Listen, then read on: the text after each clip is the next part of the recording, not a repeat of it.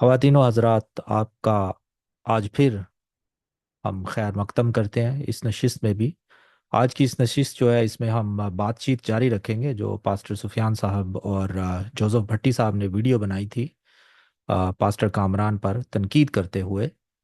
तो उन पर कुछ इल्ज़ामात वगैरह लगाए गए। वो हमारी जो पिछली वीडियो है, हमने उसमें थोड़ी सी बातचीत की है, लेकिन हम गुफ्तगू को आगे फिर बढ़ाएंगे और जो पास्टर यासर जो हैं, उन्होंने जो बयानात दिए थे उनके ऊपर भी गुफ्तगू करेंगे। तो मैं सबसे पहले मौदू करता हूँ जनाब पास्टर सलीम साहब को कि वो आए अपने ख्यालात का इजहार करें। लेकिन हमारे साथ जो इस वक्त मौजूद हैं वो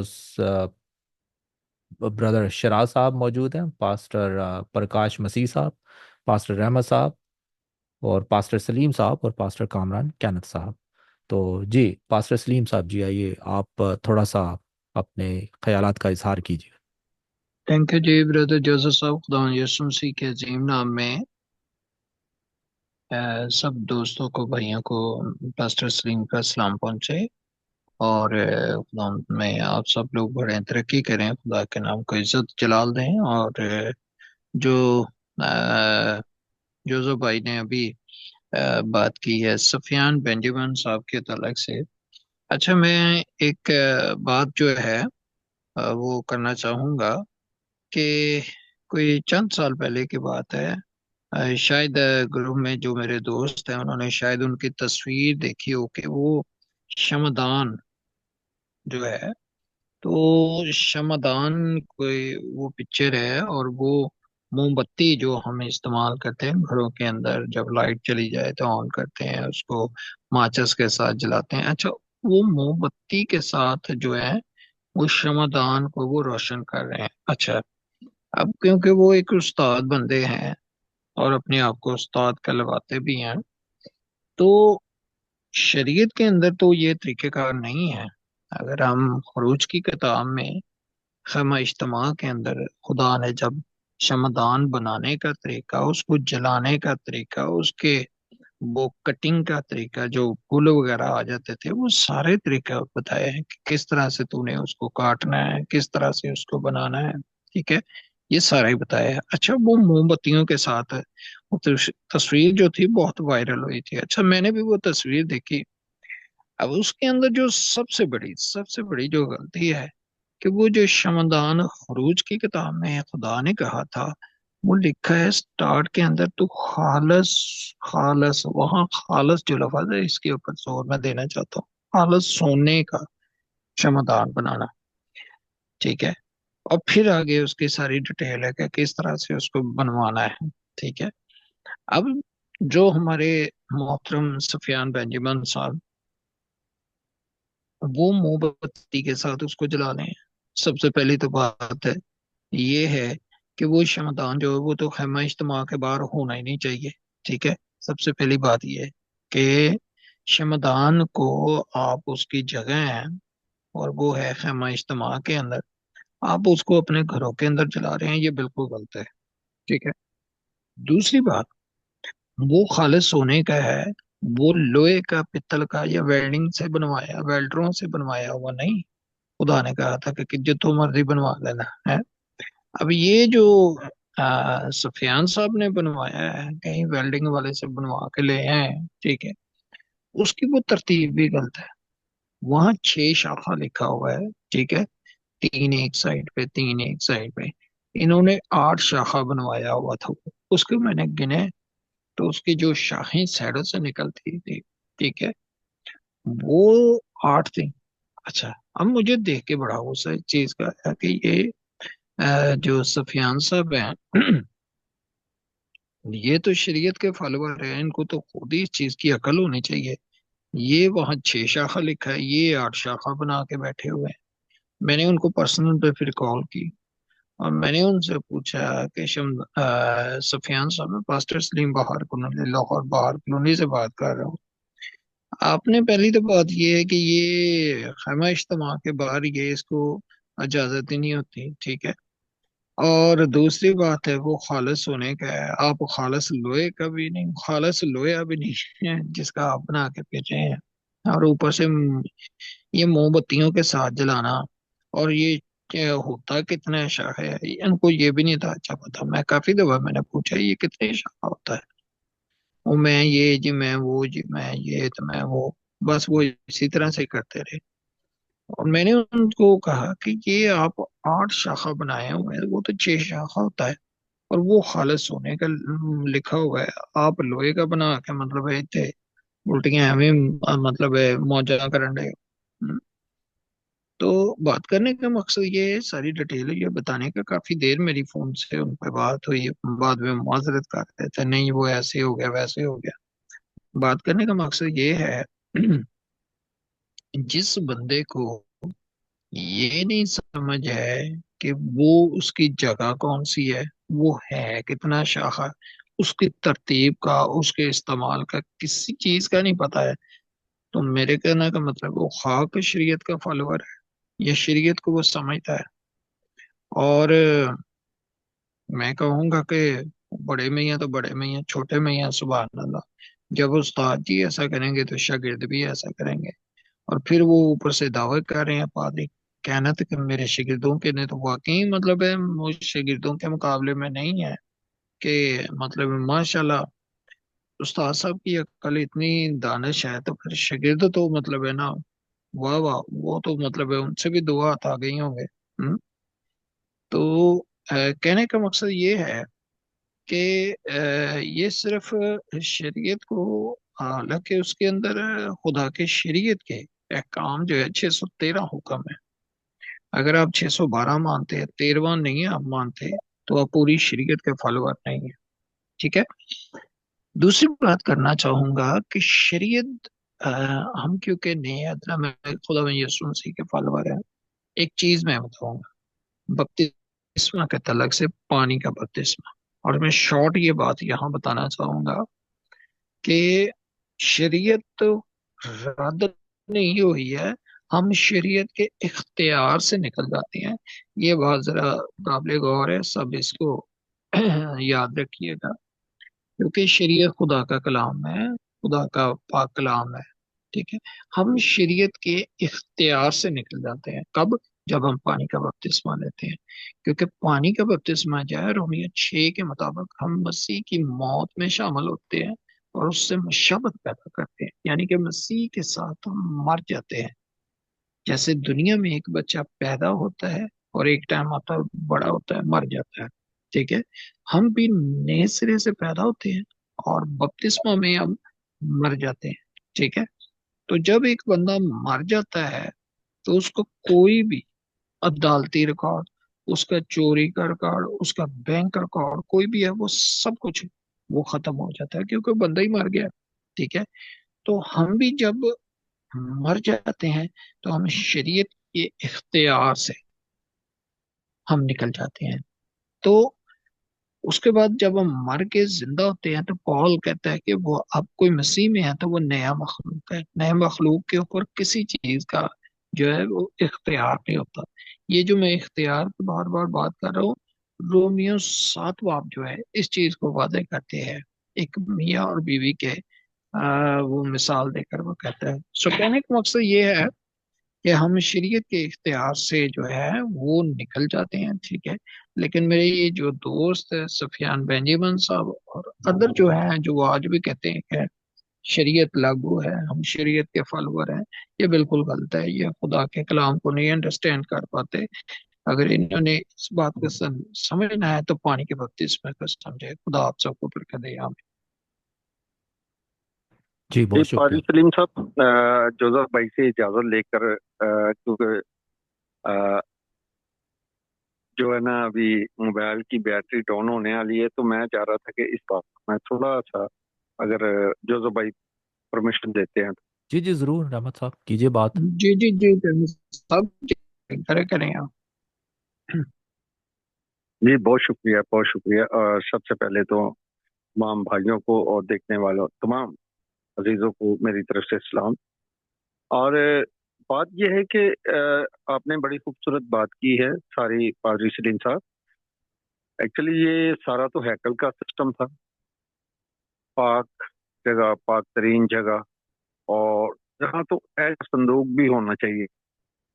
ये सारी चीजें होनी चाहिए, तो फिर हम उस शरीयत को फॉलो करते हैं। अगर तो अहद का संदूक ही नहीं है उस जगह पर, और उसके ऊपर जो करोबी थे, जो खुदा ने उन्हें बताया ये इतने बड़े हों, उसका भी तो एक हमें मिलता है कि जब ऊपर करोबी उस संदूक के ऊपर बनवाए गए, तो खुदा ने, अब इनके पास पहली बात तो ऐत का संदूक, उसमें वो 10 हुक्म नहीं, 10 हुक्म होंगे वो उसी चीज में। अब यहाँ इनके पास एक चीज भी नहीं है आज, जैसा कि आपने अभी इनके बारे में बताया कि वो 6 वाला होता है, तो इन लोगों ने 8 बनाए हैं।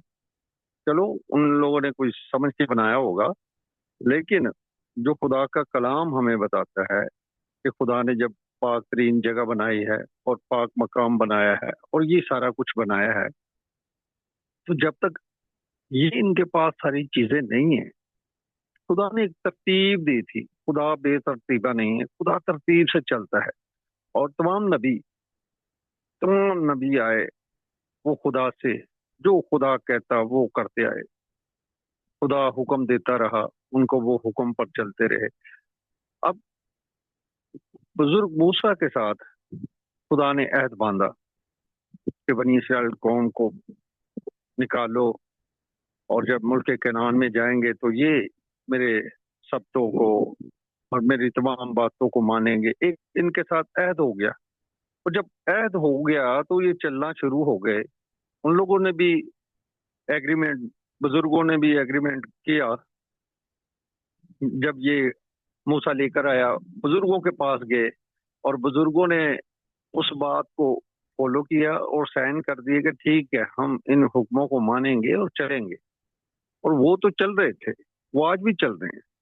क्योंकि वो, हाँ, अगर वो आज हमारे ये भाई मैकेनिक जितने भी हैं, उनको पता हो कि ये हम क्या कर रहे हैं, हम उनके खिलाफ चल रहे हैं या उनके ओपोजिट चल रहे हैं, क्योंकि वो मसीह को तो बिल्कुल ही मानते नहीं है। और मसीह को वो किस निगाह से देखते हैं या मसीहों को किस निगाह से देखते हैं।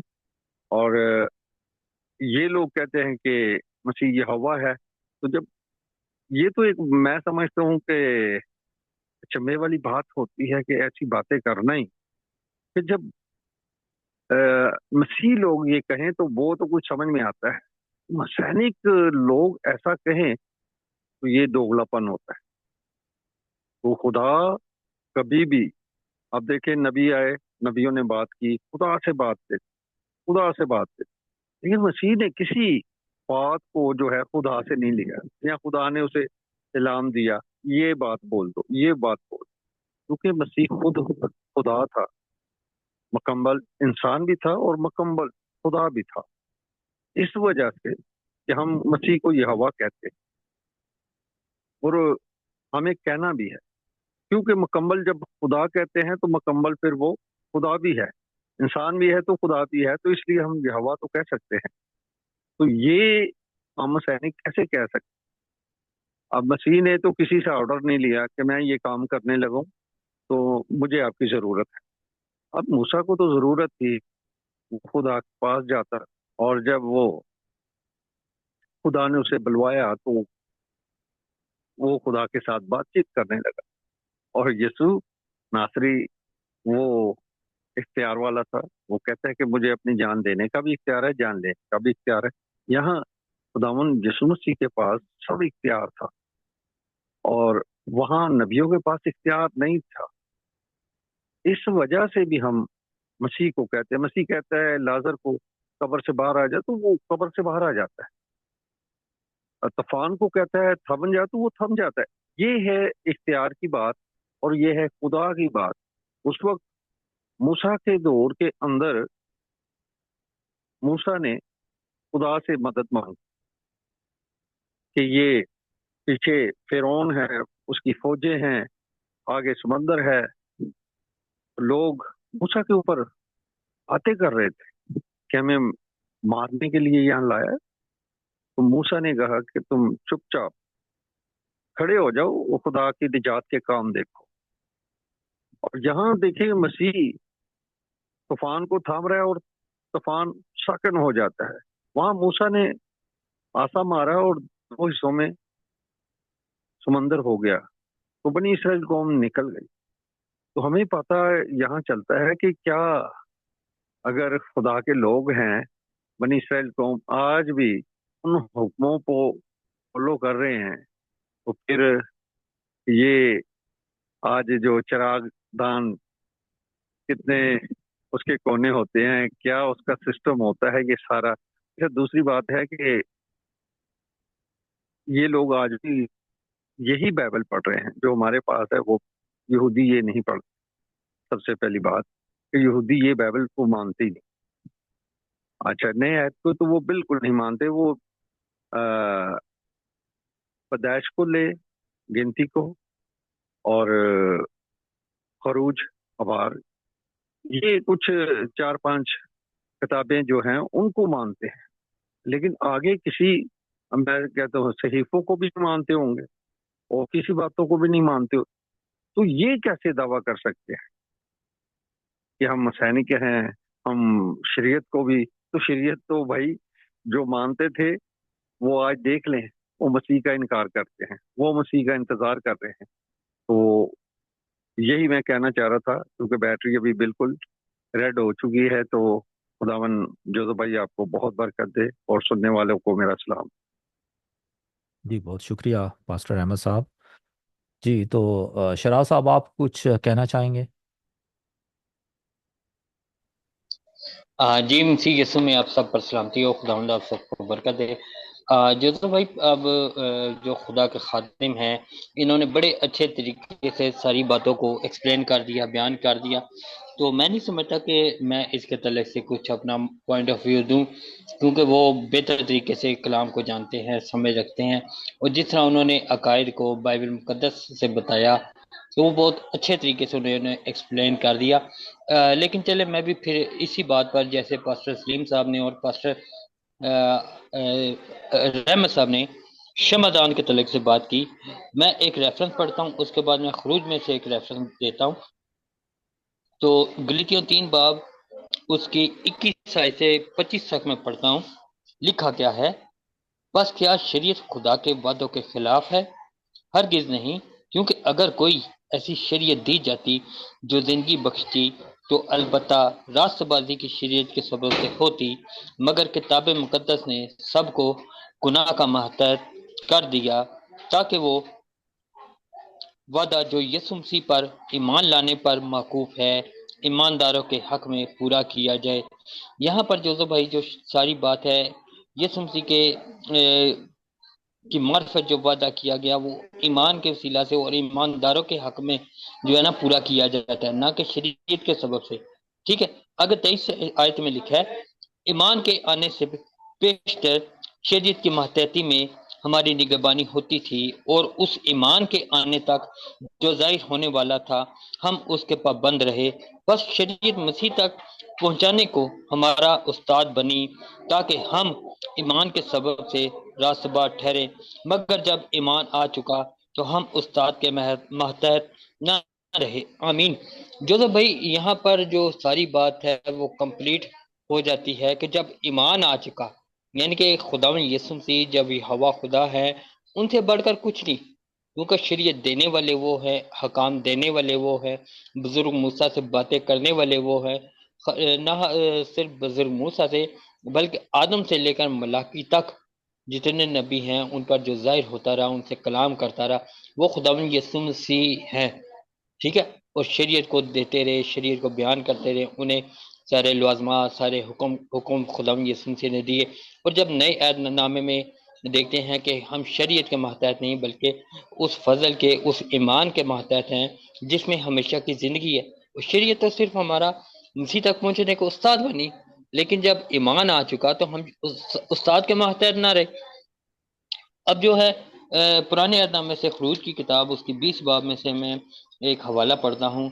अब देखें, ग्रुपों में हम अक्सर देखते हैं कि जी हफ्ते वाले दिन सारे लगे होते हैं जी, शबा शलूम, शबा शलूम जी, शबा शलूम, आज जी आज सबत मुबारक हो, यहोवा पाक का खुदा का सबत मुबारक हो। अब पहली बात यह है कि यहोवा पाक खुदा का सबत है, खुदा के कलाम में लिखा है, मैं आमीन करता हूँ। बात सारी आ जाती है इसे फॉलो करने में। क्या शरीयत के मातहत लोग जिस तरह से खुदा के कलाम में हुक्म लिखे हैं या जिस तरह से लवाजमात लिखे हैं वो फॉलो कर सकते हैं, उन्हें पूरा कर सकते हैं? अब मेरी तो जहाँ तक तौहीदी और मसैनकों से बात हुई है, आज तो कोई बंदा एक बात को साबित नहीं कर सका कि हाँ भाई मैं खुदा के कलाम के मुताबिक हूँ, ये सारे हुक्म मैं मान रहा हूँ। मैंने हुक्मों पर बात की, डिबेट की, वहां से बंदे भागे शरीयत के फॉलोअर। अगर मैंने सबत पर किसी से बात की, वो सबत से भागे। सबत के असल में लवाजमात है क्या है क्या? देखे मुंह से कहने को जी सब शबात चलो, हमें भी कोई कहता है हम भी जवाब देते हैं जी आपको भी सबत मुबारक हो। देखे कहने में कोई फर्क नहीं, मेन चीज आ जाती है उस पर अमल करना। अब जहां तक मुझे पता है, खैर मैं नाम नहीं लेना चाहता, पास्टर सुफियान साहब की टीम के कुछ भाइयों से ही एक दफा हम कॉल में थे, ठीक है?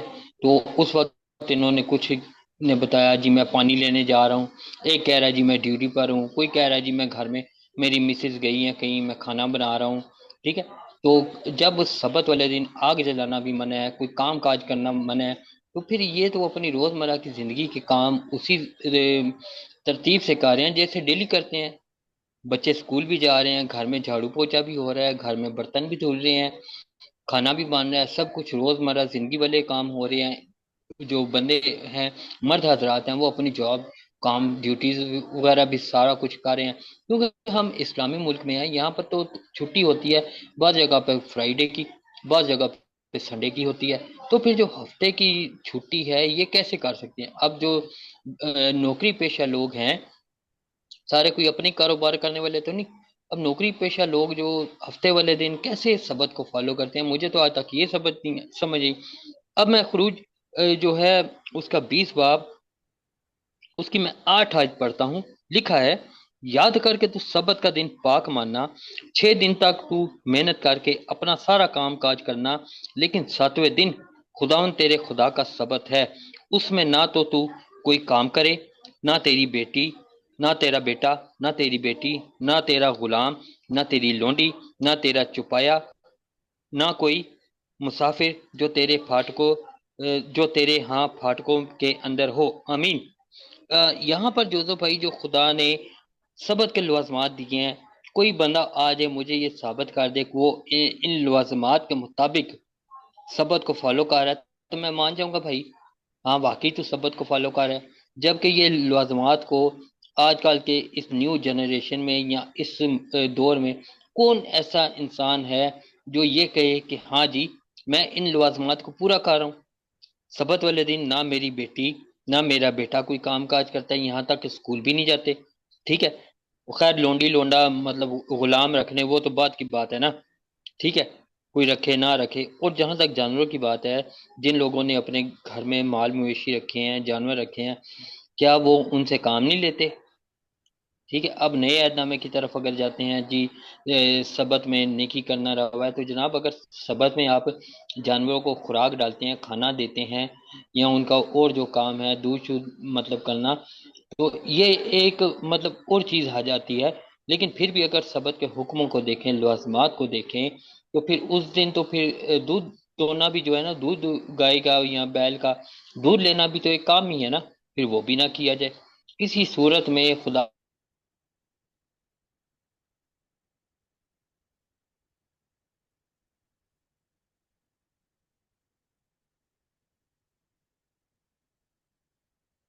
जी शहनाज साहब, क्या राब्ता मेरा डिस्कनेक्ट हो गया?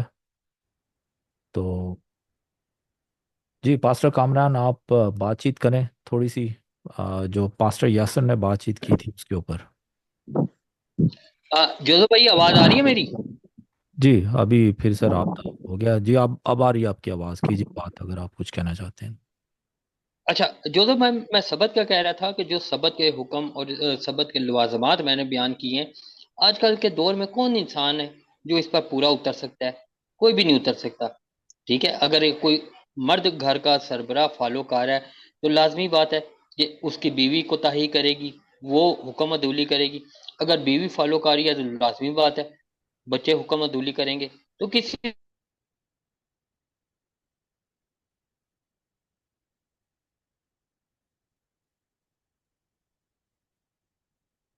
पूरा नहीं कर सकता, तो ये किस तरह शरीयत की तालीम दे रहे हैं, किस तरह शरीयत को फॉलो करने का दावा करते हैं, जबकि हमें नजर आता है कि नबियों ने भी पूरा नहीं किया उस तरह। जिस तरह खुदा के हुक्म है, खुदा के लवाजमात हैं, वो पूरा नहीं उतर सकते। अगर रसूलों को भी हम देखते हैं, लेकिन फॉलो किया है, अगर पूरा किया है, तो वो खुदा यीशु मसीह ने पूरा किया है, क्योंकि वो खुद सबत का मालिक है, शरीयत देने वाला है, सबत देने वाला है। जब वो देने वाले ने पूरा कर दिया, तमाम कर दिया, तो फिर हम किसी सूरत में उस्ताद के महताज नहीं रहते, बल्कि ईमान के महताज रहते हैं, उस फजल के महताज रहते हैं जो यीशु मसीह में हम पर हुआ। जी जोसफ भाई, तो मेरे ख्याल से अब आगे बात आप स्टार्ट करें। जी बहुत मैं तो इतना शुक्रिया। ही मौका जी जी बहुत शुक्रिया आपका शराज भाई जी। कामरान भाई ज़रा बातचीत करते हैं उसके ऊपर, फिर पास्टर यासिर के जो दावे थे जी। जी, थैंक यू जोसेफ भाई। मैं तमाम देखने और सुनने वालों को यहोवा यीशु मसीह में सलाम कहता हूँ, और अपने साथ के तमाम खातमीन को भी जो इस वक्त हमारे साथ इस नशिस्त में शामिल हैं। बहुत खूबसूरत तो तमाम खुदाम ने जो है बात की है, और यहाँ पे पास्टर सलीम ने भी जो इसकी क्षमादान की जो बात की है बड़े अच्छे दलाइल के साथ। अच्छा, ये एक्चुअल में ना वो क्षमादान को और चिरागों को मिक्स कर देते हैं। क्षमादान अलग चीज थी, चिराग अलग चीज थे। तो वहां पे वो जो है ना क्षमादान के सामने जो है 7 चिराग बनाना, इस बात के बारे में जो है ना कहा गया है। अगर हम खरूज 25 की 37वीं आयत देखते हैं, तो ये एक्चुअल में इनको समझ नहीं आया, या तो मुझे लगता है कि वो जो है उन्होंने क्षमादान के ऊपर ही वो 7 बना दिए।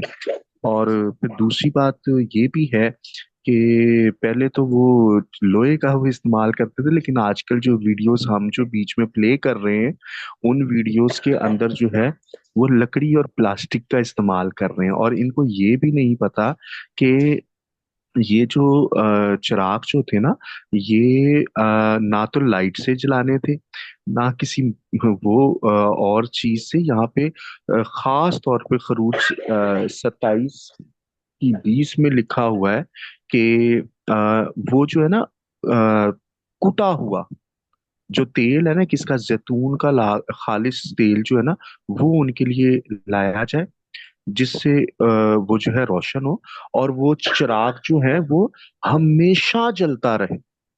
अब ये हमेशा जला सकते हैं? ये तो जिस टाइम वहां पे अपने इबादत करते होंगे उस टाइम वो स्विच ऑन कर लेते होंगे, और वो इलेक्ट्रिक का, लकड़ी का बना हुआ है और प्लास्टिक का, वो ऑन हो जाता होगा, और जाते हुए जो है बंद कर जाते होंगे ताकि यार बिल ना बहुत आ जाए।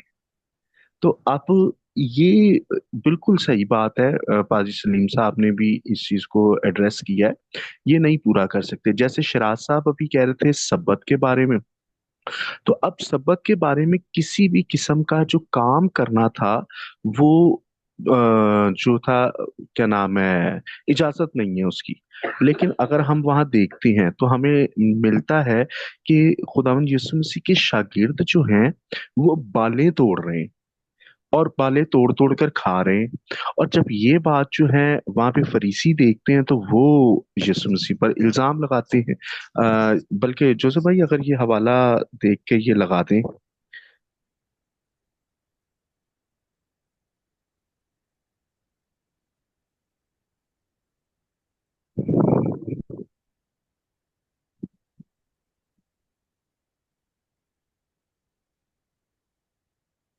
जी, ये जरा हवाला लगा दीजिएगा।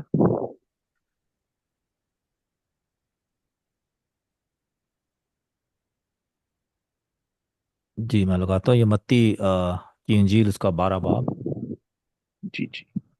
उसमें जिक्र है इसका।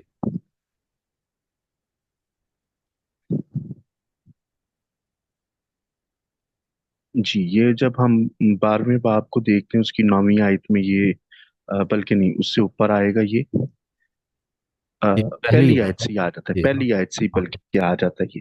तो यहाँ पर अगर हम देखते हैं तो लिखा हुआ है, उस वक्त यीशु सब्बत के दिन खेतों में से होकर गया। अच्छा, अब क्या यीशु मसीह जो थे वो कोई और रास्ता इख्तियार नहीं कर सकते थे?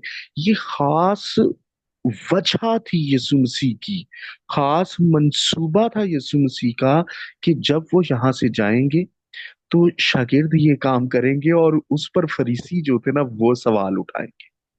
अब वहां पे लिखा है कि यीशु सब्बत के दिन खेतों में होकर गया और उसके शागिर्दों को भूख लगी और वो बालें तोड़ तोड़ कर खाने लगे।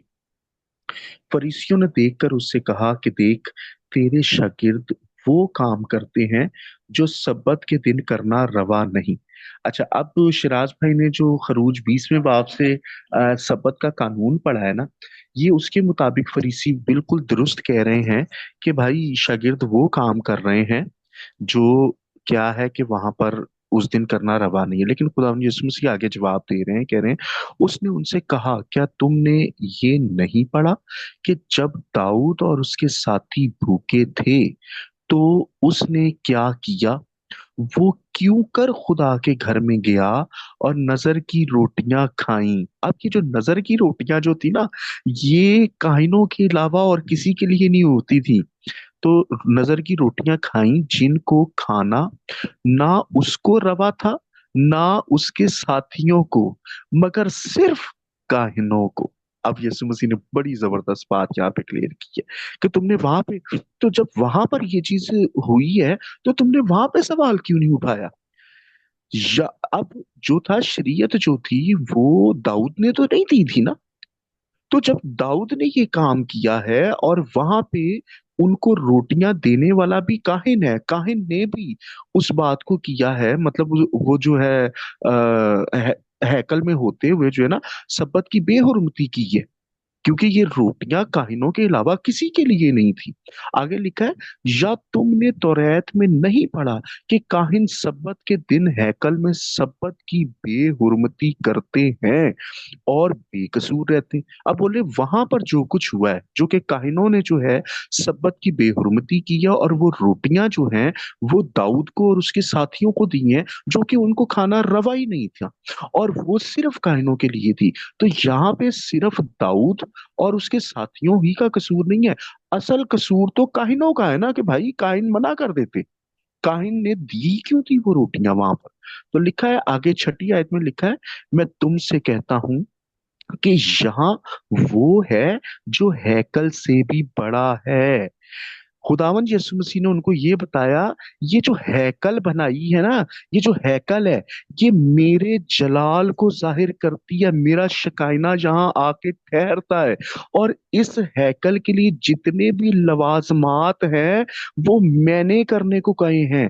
और यहाँ पर हैकल की वो अहमियत नहीं है, यहाँ पे उन चीजों की वो अहमियत नहीं है, यहाँ पर उन बातों उन अहकामों की वो अहमियत नहीं है, क्योंकि उन सब बातों और सब चीजों की अहमियत मेरी वजह से है। और यहाँ पर मैं हूं जो कि इन सब से बड़ा हूं। ये सब मेरी ताजीम के लिए है, और तुम मुझे क्या सिखाने आ गए हो कि तेरे शागिर्द ये कर रहे हैं? आगे 7वीं आयत में लिखा है, लेकिन अगर तुम इसके मानी जानते कि मैं कुर्बानी नहीं बल्कि रहम पसंद करता हूं, तो बेकसूरों को कसूरवार ना ठहराते, क्योंकि इब्ने आदम सब्बत का मालिक है। आमीन।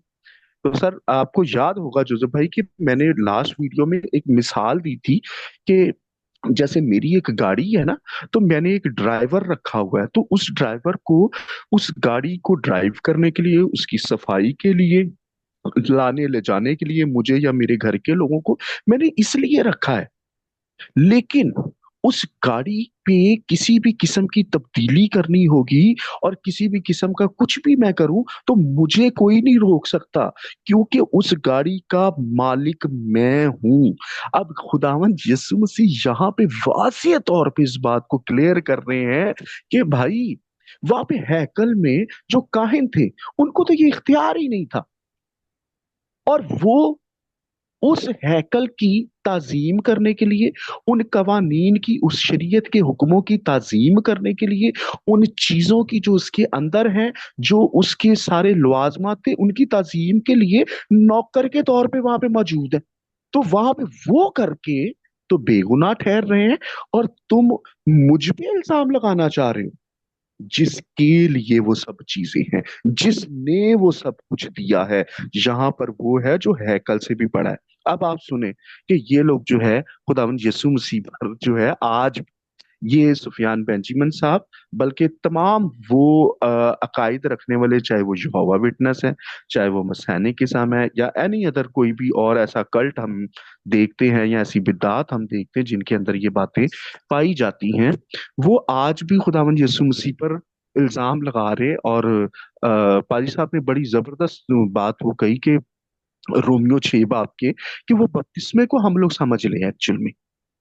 तो ये चीज इनकी समझ में नहीं आ रही। अच्छा सर, ये उस दिन उन पादरी साहब ने शायद यासर नाम था उनका, मत्ती 5 बात को वो लगाइएगा जरा, वो इबारत जो इन्होंने शेयर की थी, मैं उसके ऊपर थोड़ा सा तबसरा जरूर करना चाहूंगा कि शरीयत के बारे में जो है ना, तो वो जो हुक्म है उसके बारे में क्या कहा गया है वहां पर।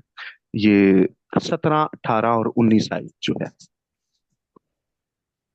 मत्ती 5, 17, 18 और 19। अच्छा, इसकी भी मैं बात करता हूँ, लेकिन आपने वो देखा कि वहां पर उन्होंने बिला वजह की कुछ तारीख की बातें लेके बैठ गए कैथलिक्स वगैरह को, जबकि उनको शायद उसके बारे में भी मुझे नहीं लगता कि गहराई के साथ कुछ चीजों का पता होगा या नहीं होगा। और पता नहीं किस तरीके से, अच्छा ये लोग जो है मुखालफत करते हैं, क्रिसमस की मुखालफत करते हैं, ईस्टर की, कि ये, अच्छा ये लोग नहीं इसको सेलिब्रेट करते और अपने लोगों को ये सिखाते हैं। इनको नहीं पता सर, बुजुर्ग जो है आइडीनियस जो है उसके बारे में नहीं, दूसरी सदी में है। अभी तो वहां पे बादशाह कॉन्स्टेंटाइन के जो बाप है वो भी पैदा नहीं हुआ अभी तक। फिर इनको नहीं पता जो बुजुर्ग थे, यानी बिशप हार पॉलिटस जो है उनके बारे में, बिशप टेलीफोरस के बारे में नहीं पता होगा, बिशप थेफलस के बारे में नहीं पता होगा। इनके बारे में तो इनको पता ही नहीं। अच्छा, बिशप थेफलस के बारे में मैं बताऊं, ये जो है 115 ईस्वी के अंदर ना बिशप के ओहदे पर जो है वो मुकर्रर हो गए हैं। उससे पहले भी ये खिदमती कामों में मौजूद थे। तो इसका जिक्र जो है ना, आप लूका की इंजील पहले बाब की, आई थिंक सो दूसरी तीसरी आयत में भी पढ़ेंगे कि लूका रसूल कह रहा है, अरे बुजुर्ग थेफलस, मैंने ये मुनासिब जाना कि मैं तेरे लिए जो है इस, मेरे ख्याल से इसी तरह से कुछ लिखा है, मैं अगर थोड़े से अल्फाज आगे पीछे ना हो जाए तो। अच्छा, अब इनको इनके बारे में पता ही नहीं है। ये वो शख्सियात हैं जो कि क्रिसमस सेलिब्रेट कर रही हैं। और जाएं, मैंने नाम ले दिए हैं, ये इंटरनेट पे जाकर इनकी बायोग्राफी खोल लें, और इनके वहाँ के तौर तरीके, वहां पे इन्हें सारी चीजों का सबूत भी मिल जाएगा अगर ये करना चाहें तो। लेकिन चलें, हम आते हैं इधर मत्ती 5 बाब 17, 18 और 19वीं आयत की तरफ आएंगे। यहाँ पे लिखा है, ये यासिर साहब ने इसको कोड किया था, और बेचारे यासिर साहब को जो है ना इसकी समझ नहीं थी, पता नहीं वो क्या इधर उधर घुमाते रहे हैं। लिखा है, ये ना समझो कि मैं तौरात या नबियों की किताबों को मनसूख करने आया हूँ। मनसूख करने नहीं, बल्कि पूरा करने आया हूँ। क्योंकि मैं तुमसे सच कहता हूं कि जब तक आसमान और जमीन टल ना जाए, एक नुक्ता या एक शोशा तौरेत से हरगिज ना टलेगा, जब तक सब कुछ पूरा ना हो जाए। पहले ये मैं 18वीं आयत के ऊपर बात करूंगा कि यहाँ पे खुदावंद यीशु मसीह ये बता रहे हैं कि ये जो तौरात है और इसका जो टलना है ना, ये या तो आसमान और जमीन जो है ना, जब तक ये नहीं टलेंगे ना, तो इसका एक और नुक्ता और शोशा जो है ना वो नहीं टलेगा। क्योंकि जब ये जमीन आसमान टल जाएंगे तो इंसान ही टल जाएंगे, इंसानों का मतलब क्यामत हो चुकी होगी। तो क्यामत के बाद कहाँ से तो रहता नहीं है, कोई भी नहीं होगी। ठीक है, ये कवानीन ही नहीं होंगे। या तो फिर ये है कि जब तक सब कुछ पूरा ना हो जाए, या तो फिर जब तक सब पूरा ना हो जाए। अब पूरा करने के लिए कौन आए? वो खुदावंद यीशु मसीह आए हैं। आगे जो है ना, इनको बड़ी उजलत होती है 19वीं आयत के ऊपर। अब मैं बताता हूँ कि 19वीं आयत क्या कह रही है। अब वहां पे तो क्लियर हो गया कि जब तक सब कुछ पूरा ना हो जाए। अब सब कुछ पूरा करने वाला, जो शरीयत की सब चीजों को पूरा करने वाले हैं, वो खुदावंद यीशु मसीह हैं। और जब उन्होंने वो पूरा कर दिया है तो उनका सलीब पर बरमला तमाशा बनाया और उनको कीलों के साथ जड़कर हमारे सामने से हटा दिया। ठीक है। तो ये इबारत भी आप सब जानते हैं। जोसेफ भाई जो है ना बाद में कमेंट उसमें डाल देंगे। अच्छा, 19वीं आयत कह रही है, बस जो कोई इन छोटे से छोटे हुक्मों में से भी किसी को तोड़ेगा और यही आदमियों को सिखाएगा, वो आसमान की बादशाही में सबसे छोटा कहलाएगा। लेकिन जो इन पर अमल करेगा, ये बात साहब जो है ना, वो जो पादरी यासर साहब थे, उनकी समझ में नहीं आई। मुद्दा यहाँ पर क्या है? लेकिन जो उन पर अमल करेगा और उनकी तालीम देगा, वो आसमान की बादशाही में बड़ा कहलाएगा। अब इन्हें ये नहीं समझ आई कि उस सब चीजों को पूरा करने वाला जो खुदावन यीशु मसीह है ना, वो उसको मंसूब करने वाला भी है।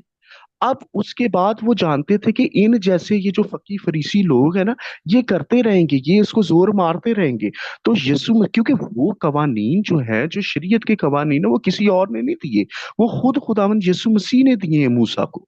ठीक है। जो कोहे सीना की पहाड़ पर जो शरीयत देने वाली हस्ती है, वो कोई और नहीं है, वो खुद खुदावंद यीशु मसीह है। तो ये उनको पता था कि ये बाद में इन चीजों को घसीटते रहेंगे। तो वहां पे खुदावंद यीशु मसीह कह रहे हैं, जो इनको तोड़ेगा और यही आदमियों को सिखाएगा। अब सिखाएगा क्या? आधी शरीयत सिखानी है या पूरी शरीयत सिखानी है? पहली तो बात है, हम अभी ऊपर और नीचे, इसी इबारत के ऊपर और नीचे जो पढ़ेंगे ना, तो उसी के अंदर खुदावंद यीशु मसीह ने कितनी चीजों को रद्दोबदल कर दिया। और सबसे बड़ी चीज है, कुर्बानियां माकूफ हो गई हैं। वो कुर्बानियां जो कि कफारा के लिए थी, वो कुर्बानियां जो कि हम फसा या ईद खयाम के तौर पर थी, वो खत्म हो गई। और वो जो पहले फलों की जो ईद थी, वो कहाँ गई? उसके ऊपर जो कुर्बानियां होती थी, वो भी खत्म हो गई। फिर जो हम लोग जो ईद पेंतिकोस 50वें दिन की ईद होती थी, जो हमें शायद अहबार 23वें बाब में भी मिलती है, वो कहाँ गई? वो भी सब खत्म हो गई। तो शरीयत तो इस एतबार से खत्म हो चुकी हुई थी। अब जो है वो उन कुर्बानियों को कर कैसे सकते हैं? वो नहीं कर सकते। तो अब हमें सिखानी कौन सी वाली शरीयत है? शरीयत क्या आदि सिखाई जा सकती है? पहले तो सुफियान साहब से, और वो जो जोसेफ भट्टी साहब है और पादरी यासर साहब है, ये मुझे ये जवाब दें कि क्या आदि शरीयत सिखाई जा सकती है या पूरी सिखानी पड़ेगी? और फिर अगला हिस्सा जो खुदावंद यीशु मसीह कह रहे हैं, लेकिन जो उन पर अमल करेगा। मेन मुद्दा जो है यहाँ पर, वो तो है ही अमल करने पर। तो अमल करने के ऊपर जो है सारी बात पूरी हो रही है कि वहां पर क्या नाम है जोसेफ भाई, वो इबारत जरा कोड कीजिएगा जहां पे कि हमारे बाप दादा के ऊपर जो इन्होंने वो बोझ डाल दिया है अमाल की किताब का। जी, अमाल 15 बाब है, मैं उसको खोल के लगाता हूँ स्क्रीन जी पर। जी। अमाल 15वां बाप है।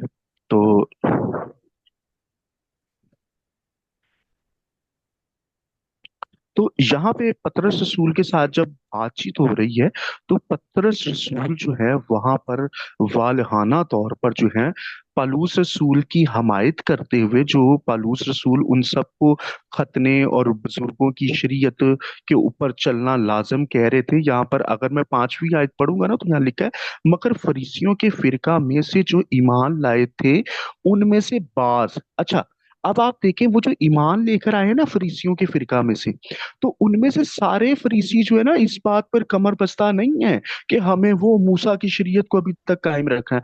उनमें से भी जो है ना, कुछ ऐसे थे जो इस चीज पर जो ना हठधर्मी से टिके हुए थे अभी तक। लिखा है, उनमें से बाज ने उठकर कहा, उनका खतना कराना और उनको मूसा की शरीयत पर अमल करने का हुक्म देना जरूर है। अब ये जब आगे मुद्दा जो है पलूस ये पतरस रसूल के पास और बुजुर्गों के पास ले जाया जा रहा है, तो उसके बाद आई थिंक सो आयत है आ,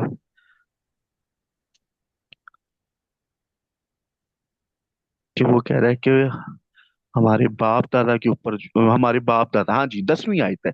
10वीं आयत में पतरस रसूल अब फरमा रहे, बस अब तुम शागिर्दों की गर्दन पर ऐसा जुआ रखकर जिसको ना हमारे बाप दादा उठा सके थे, ना हम खुदा को क्यों आजमाते हो। अब पतरस रसूल ने इस शरीयत को, जिसके बारे में ऊपर फरीसी जो है वो ये तकाजा कर रहे हैं, इस चीज पर बजिद नजर आ रहे हैं कि खतना कराना और मूसा की शरीयत पर अमल करने का हुक्म देना जरूर है। और ऊपर पालूस रसूल की इनके साथ बड़ी बहस व तकरार हो रही है, और पालूस रसूल जो है इनको उससे जो है मना कर रहा है। और मना करने के बाद ये मुद्दा जो है, ये सारा केस जो है, वो सारा लेके किसके पास जाते हैं? बुजुर्गों के पास और पतरस रसूल के पास जाते हैं। तो पतरस रसूल इनमें से खड़ा होकर फिर वालहाना तौर पर इस बात को इसकी बात को कंडेम करता है कि तुम लोग गलत कह रहे हो, खतना भी कुछ नहीं है और शरीयत पे अमल करना भी कुछ नहीं है, क्योंकि वो बोझ तुम डाल रहे हो। और उसी बात का वहां पे मत्ती 5 बाब की 19वीं आयत में अमल करने वाली बात है। तो अमल तो यहाँ पे बाप दादा नहीं कर पाए थे, तो वहां पर कैसे? तो मकूफ बात जो आके हो रही है ना, वो तो अमल करने पर हो रही है। तो जब अमल नहीं कर पाए तो उस खाते को हटा दिया। और वही रोमियो 6 बाब में 32 से हम उस बात को समझते हैं। आ, जरा ये गलतियों को भी जरा देखते हैं सर। गलतियों 3 बाब है, लेकिन जहां पे ये बात लिखी ना, हाँ, गलतियों 3 की 10, 11 और 12। गलतियों 3 बाब 10, 11 और 12। यहाँ पे लिखा है, क्योंकि जितने शरीयत के अमाल पर तकिया करते हैं वो सब लानत के मतहत है। अब क्या तकिया करते हैं? उनका ये कहना था कि अभी ये जो हमने पीछे अमाल 15वां बाब है ना, इसकी पहली 2-3 आयतों को पढ़ लेंगे तो वहां पे लिखा है कि वो जो थी ना, क्या नाम है, बगैर खतने के और बगैर शरीयत को माने जो है ना, नजात नहीं है। तो इनका यही तकिया था कि इसके बगैर जो है ना, नजात नहीं है। और सुफियान पेंजीमन साहब की भी हमने पिछली दफा वीडियो में ये चलाया था कि वो ये चीज एलानिया कह रहे हैं कि खतना कराए बगैर जो है ना, वो पाक शाह में शामिल नहीं हो सकते। मतलब कि यीशु मसीह के उस फिदिये को वो सुफियान साहब ये बताने की कोशिश कर रहे हैं कि वो खतने के ताबे है, वो खतने के मतहत है। क्योंकि जब तक खतना नहीं होगा तो उस चीज का इकरार और इजहार नहीं हो सकता और उसमें शमूलियत नहीं हो सकती। अब इनको कौन हिकमत ये दे कि भाई तुम क्या कह रहे हो? यहाँ लिखा है कि वो सब लानत के मतहत है, चुनाचा लिखा है कि जो कोई उन सब बातों के करने पर कायम नहीं रहता जो शरीयत की किताब में लिखी हैं, वो लानती है। अब वो जो शरीयत की किताब में जो बातें लिखी हैं, वो बातें सब बे इंतहा खूबसूरत, बे इंतहा अच्छी हैं। लेकिन मसला अब यहाँ पर क्या है कि उस पे जो उनके ऊपर जो है अमल करने पर जो कायम नहीं रहता ना, वो लानती है। तो इंसान उस पे अमल करने पे कायम रह ही नहीं पा रहा। तो जब रह नहीं पा रहा तो वो हमें लानत के मतहत यानी मौत के ताबे कर देती है। 11वीं आयत लिखी है, और ये बात जाहिर है कि शरीयत के वसीला से कोई शख्स खुदा के नजदीक रास्तबाज नहीं ठहरता।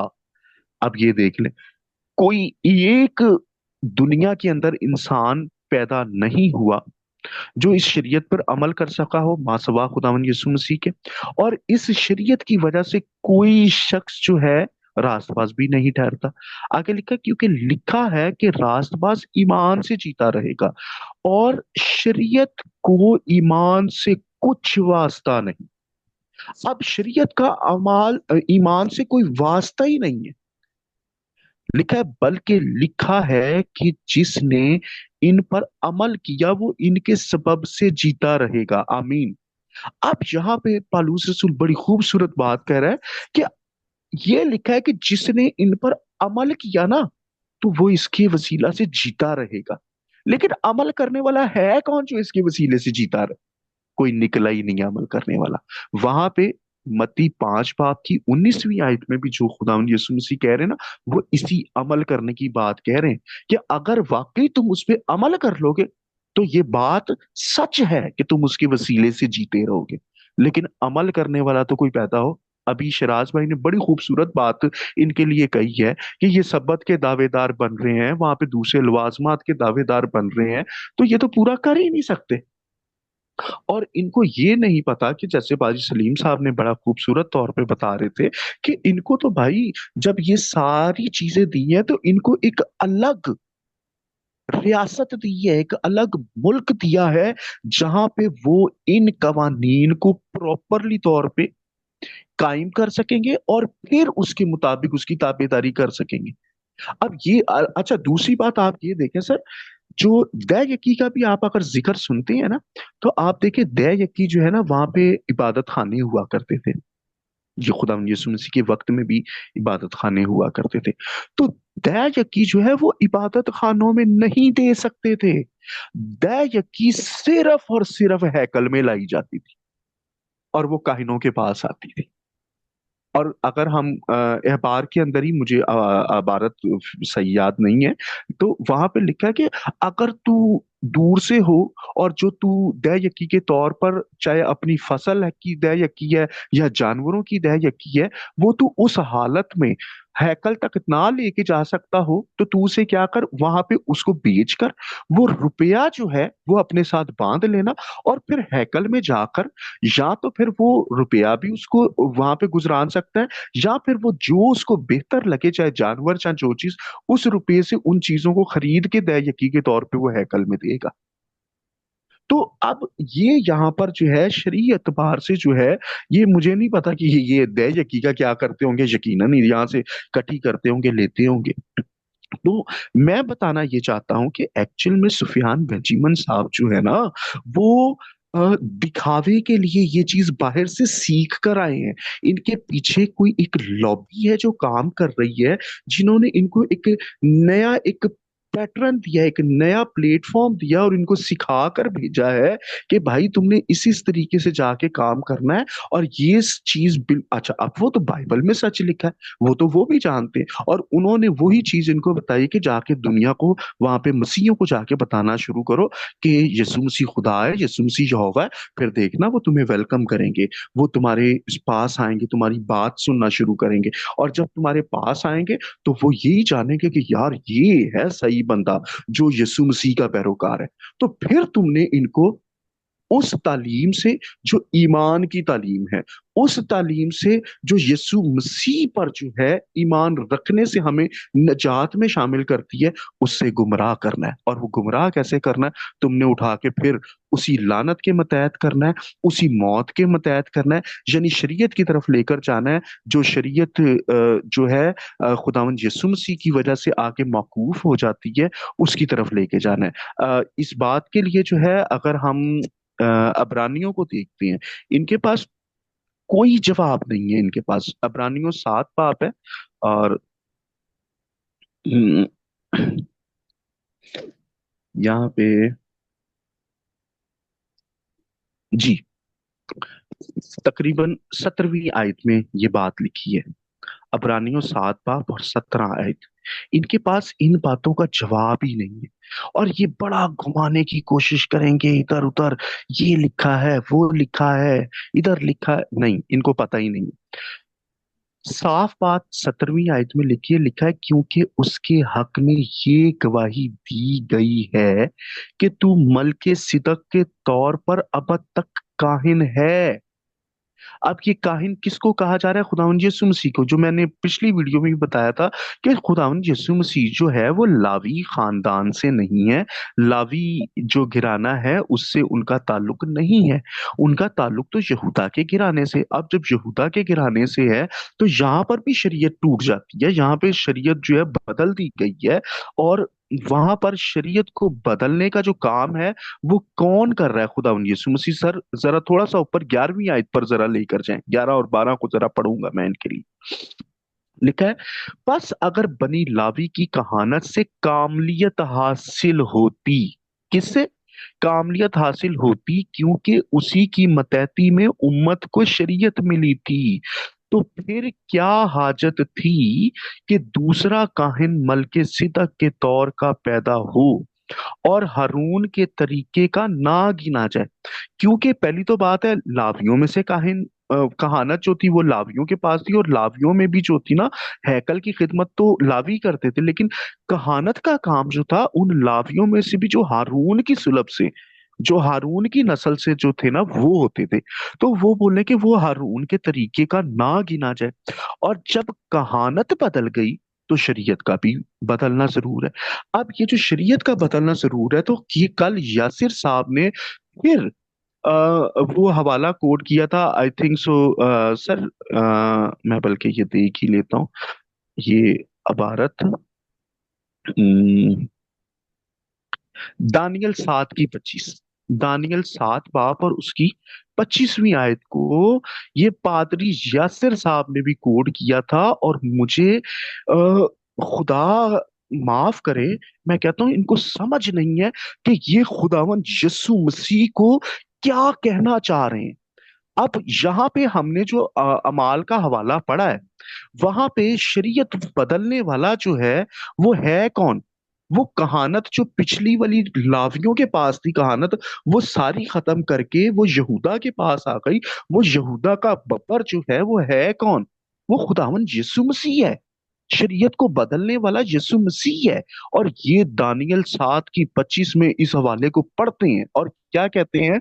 और वो हक ताला के खिलाफ बातें करेगा और हक ताला के मुकद्दसों को तंग करेगा और मुकर्ररा औकात और शरीयत को बदलने की कोशिश करेगा, और एक दौर और दौरों और नीम दौर तक उसके हवाले किए जाएंगे। अब यहाँ पर जो दानियल 7 बाब की 25वीं आयत में जो हो रहा है ना जिक्र, ये अबलीस का जिक्र हो रहा है, जो कि मुकाशवा 12वें बाब के अंदर जाके हमें जो है ना बात मिलती है, ठीक है। और ये बोल जहां पे सिर्फ एक मेन अल्फाज उठाना चाह रहे हैं, शरीयत को बदलने की कोशिश करेगा, ये लफ्ज इस पूरी आयत में से, इस आयत को जो उनका इस्तेमाल करने का मकसद है वो सिर्फ ये है कि जो शरीयत को बदलने की कोशिश करेगा। तो मेरे भाइयों, आप यहाँ पर देखें, शरीयत यहाँ पे बदल कौन रहा है?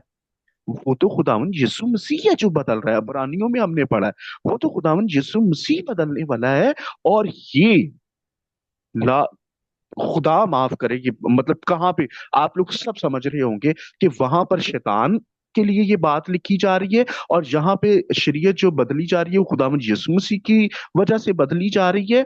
तो ये यीशु मसीह को क्या किसके साथ मंसूब करना चाह रहे हैं, ये आप खुद देख सकते हैं। मेरी तो जुबान इजाजत नहीं दे रही कि मैं ये बात भी कह सकूं कि ये कितनी बड़ी तौहीन अमेज, ये पादरी यासिर साहब को अकल ही नहीं है इस बात की कि मतलब क्या बात करने जा रहे हैं। अबरानियों 7 की 17 को जरा मैं पढ़ूंगा, यहाँ पे जरा गौर से देखें, लिखा है क्योंकि उसके हक में ये गवाही दी गई है कि तू मलके सिदक के तौर पर अब तक काहिन है। गर्ज पहला हुक्म कमजोर और बेफायदा होने। अब पहला हुक्म किसको कहा जा रहा है वो देखिएगा आप। गर्ज पहला हुक्म कमजोर और बेफायदा होने के सबब से मनसूख हो गया। सर, ये बात जो है, हम जो इस वक्त पादरी साहिबान बैठ के बात कर रहे हैं, ये हम में से किसी ने नहीं लिखी, या ये पालूस रसूल ने खुद भी नहीं इसको, उसके पास इतनी जुर्रत थी कि वो खुद ये बात कर सकता।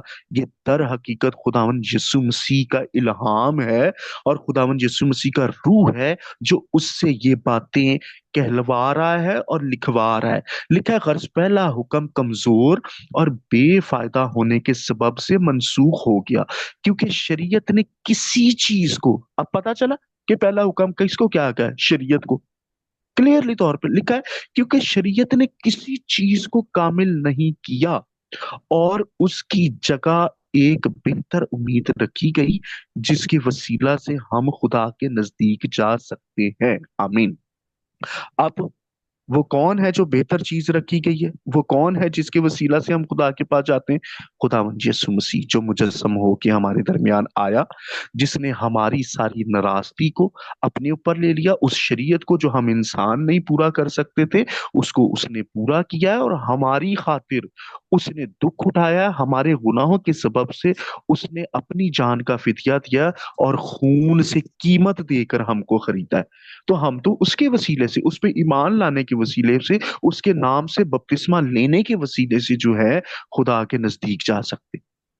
और इनको इस बात की समझ नहीं है। अच्छा, अब जो बात है ना, मैं ये कह रहा हूं कि ये सब कुछ जो है खुदावंद जो है वो पालूस रसूल से लिखवा रहा है। तो इसकी भी मैं आपको तस्दीक देता हूँ एक जगह पे डायरेक्टली इस चीज के बारे में। अमाल 21वां बाब, जरा सर देखिएगा। अमाल 21वां बाब है और उसकी शायद 21वीं या 20वीं आयत है। ठीक है। अच्छा, यहाँ पर ये जो है ना, अभी इनके शागिर्द हैं, सुफियान बेंजामिन साहब के शागिर्द हैं पास्टर सुफियान, और नहीं, पास्टर वो क्या नाम है, स्टिफनस। पास्टर स्टिफनस इनका नाम है। और पास्टर स्टिफनस साहब जो हैं वो उन्होंने ये हवाला मुझे सेंड कर दिया।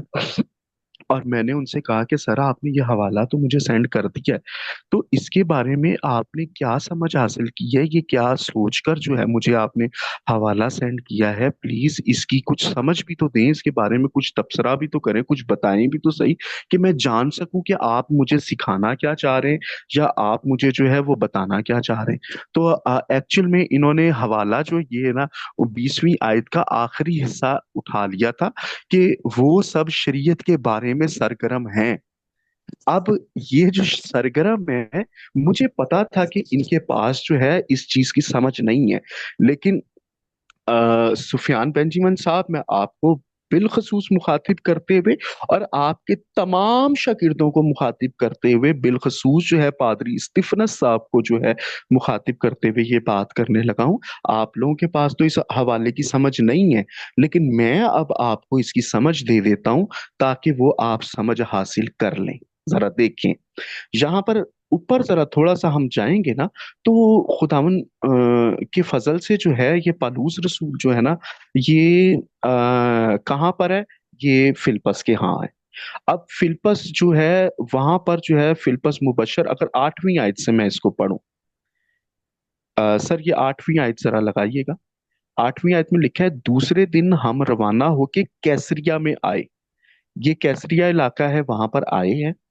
और फिलिप्पस मुबशर के घर, वो जो 7 नेक नाम अमाल 6 बाब में चुने गए हैं ना, उनमें से एक फिलिप्पस है। ये उसके घर पर आए हैं। उसके घर, जो उन सातों में से था, उतर कर उसके साथ रहे, उसके घर पे रहे। उसकी 4 कंवारी बेटियां थीं जो नबूवत करती थी। अब उनके अंदर भी खुदा की नबूवत की रूह जो थी, मतलब कि खुदा यीशु मसीह की गवाही जो थी, वो बड़े जोरों शोर से और एलानिया तौर पे वो देती हैं, उनके अंदर नबूवत की रूह है। अच्छा, अब 10वीं आयत में लिखा है, और जब हम वहां बहुत रोज रहे, तो अकबुस नाम एक नबी यहूदिया से आया। अब ये एक नबी है जिसका नाम अकबुस है, जो कि यहूदिया से आया है। और उसने हमारे पास आकर पलूस का कमरबंद लिया। अब वो बजाते खुद जो है खुदा की रहनुमाई से यहाँ पर पहुंचा है, और इनके पास अंदर आके पलूस का कमरबंद ले रहा है, और क्या कर रहा है, और अपने हाथों और पांव, अपने हाथ और पांव बांध कर कहा, रूहुल कुछ यूं फरमाता है। ये जो अकबुस नबी है, ये खुद नहीं अपनी मर्जी से ये बात नहीं कह रहा, वो कह रहा है रूहुल कुछ यूं फरमाता है, यानी कि खुदा का रूह जो है वो क्या फरमा रहा है, यूं फरमाता है कि जिस शख्स का ये कमरबंद है, उसको यहूदी यरूशलेम में इसी तरह बांधेंगे और गैर कौमों के हाथ में हवाला करेंगे। अब आगे हवाला करने की वजह जो है ना, वो आगे मैं जाके पढ़ता हूँ। तो अब ये जो रूहुल कुद्स है ना, ये खुदावंद यीशु मसीह का रूह है, जो कि इस बात को फरमा रहा है और ये बात कह रहा है अकबुस नबी से। और ना सिर्फ ये अकबुस नबी से कह रहा है, अभी आगे चल के आप देखिएगा, वो ही खुदावंद खुदावंद यीशु मसीह जो है ना, खुद पौलुस रसूल के पास आ मौजूद होंगे, अभी कुछ देर में आप देखेंगे। 12वीं आयत में लिखा है, जब ये सुना तो हमने और वहां के लोगों ने उसकी मिन्नत की कि यरूशलेम को ना जाए, मगर पौलुस ने जवाब दिया कि तुम क्या करते हो, क्यों रो रो कर मेरा दिल तोड़ते हो। मैं तो यरूशलेम में खुदावंद यीशु के नाम पर ना सिर्फ बांधे जाने बल्कि मरने को भी तैयार हूं। जब उसने ना माना तो हम ये कहकर चुप हो गए और खुदावंद की मर्जी पूरी हो। अच्छा जी, अब ये यहाँ से चल पड़े हैं आगे।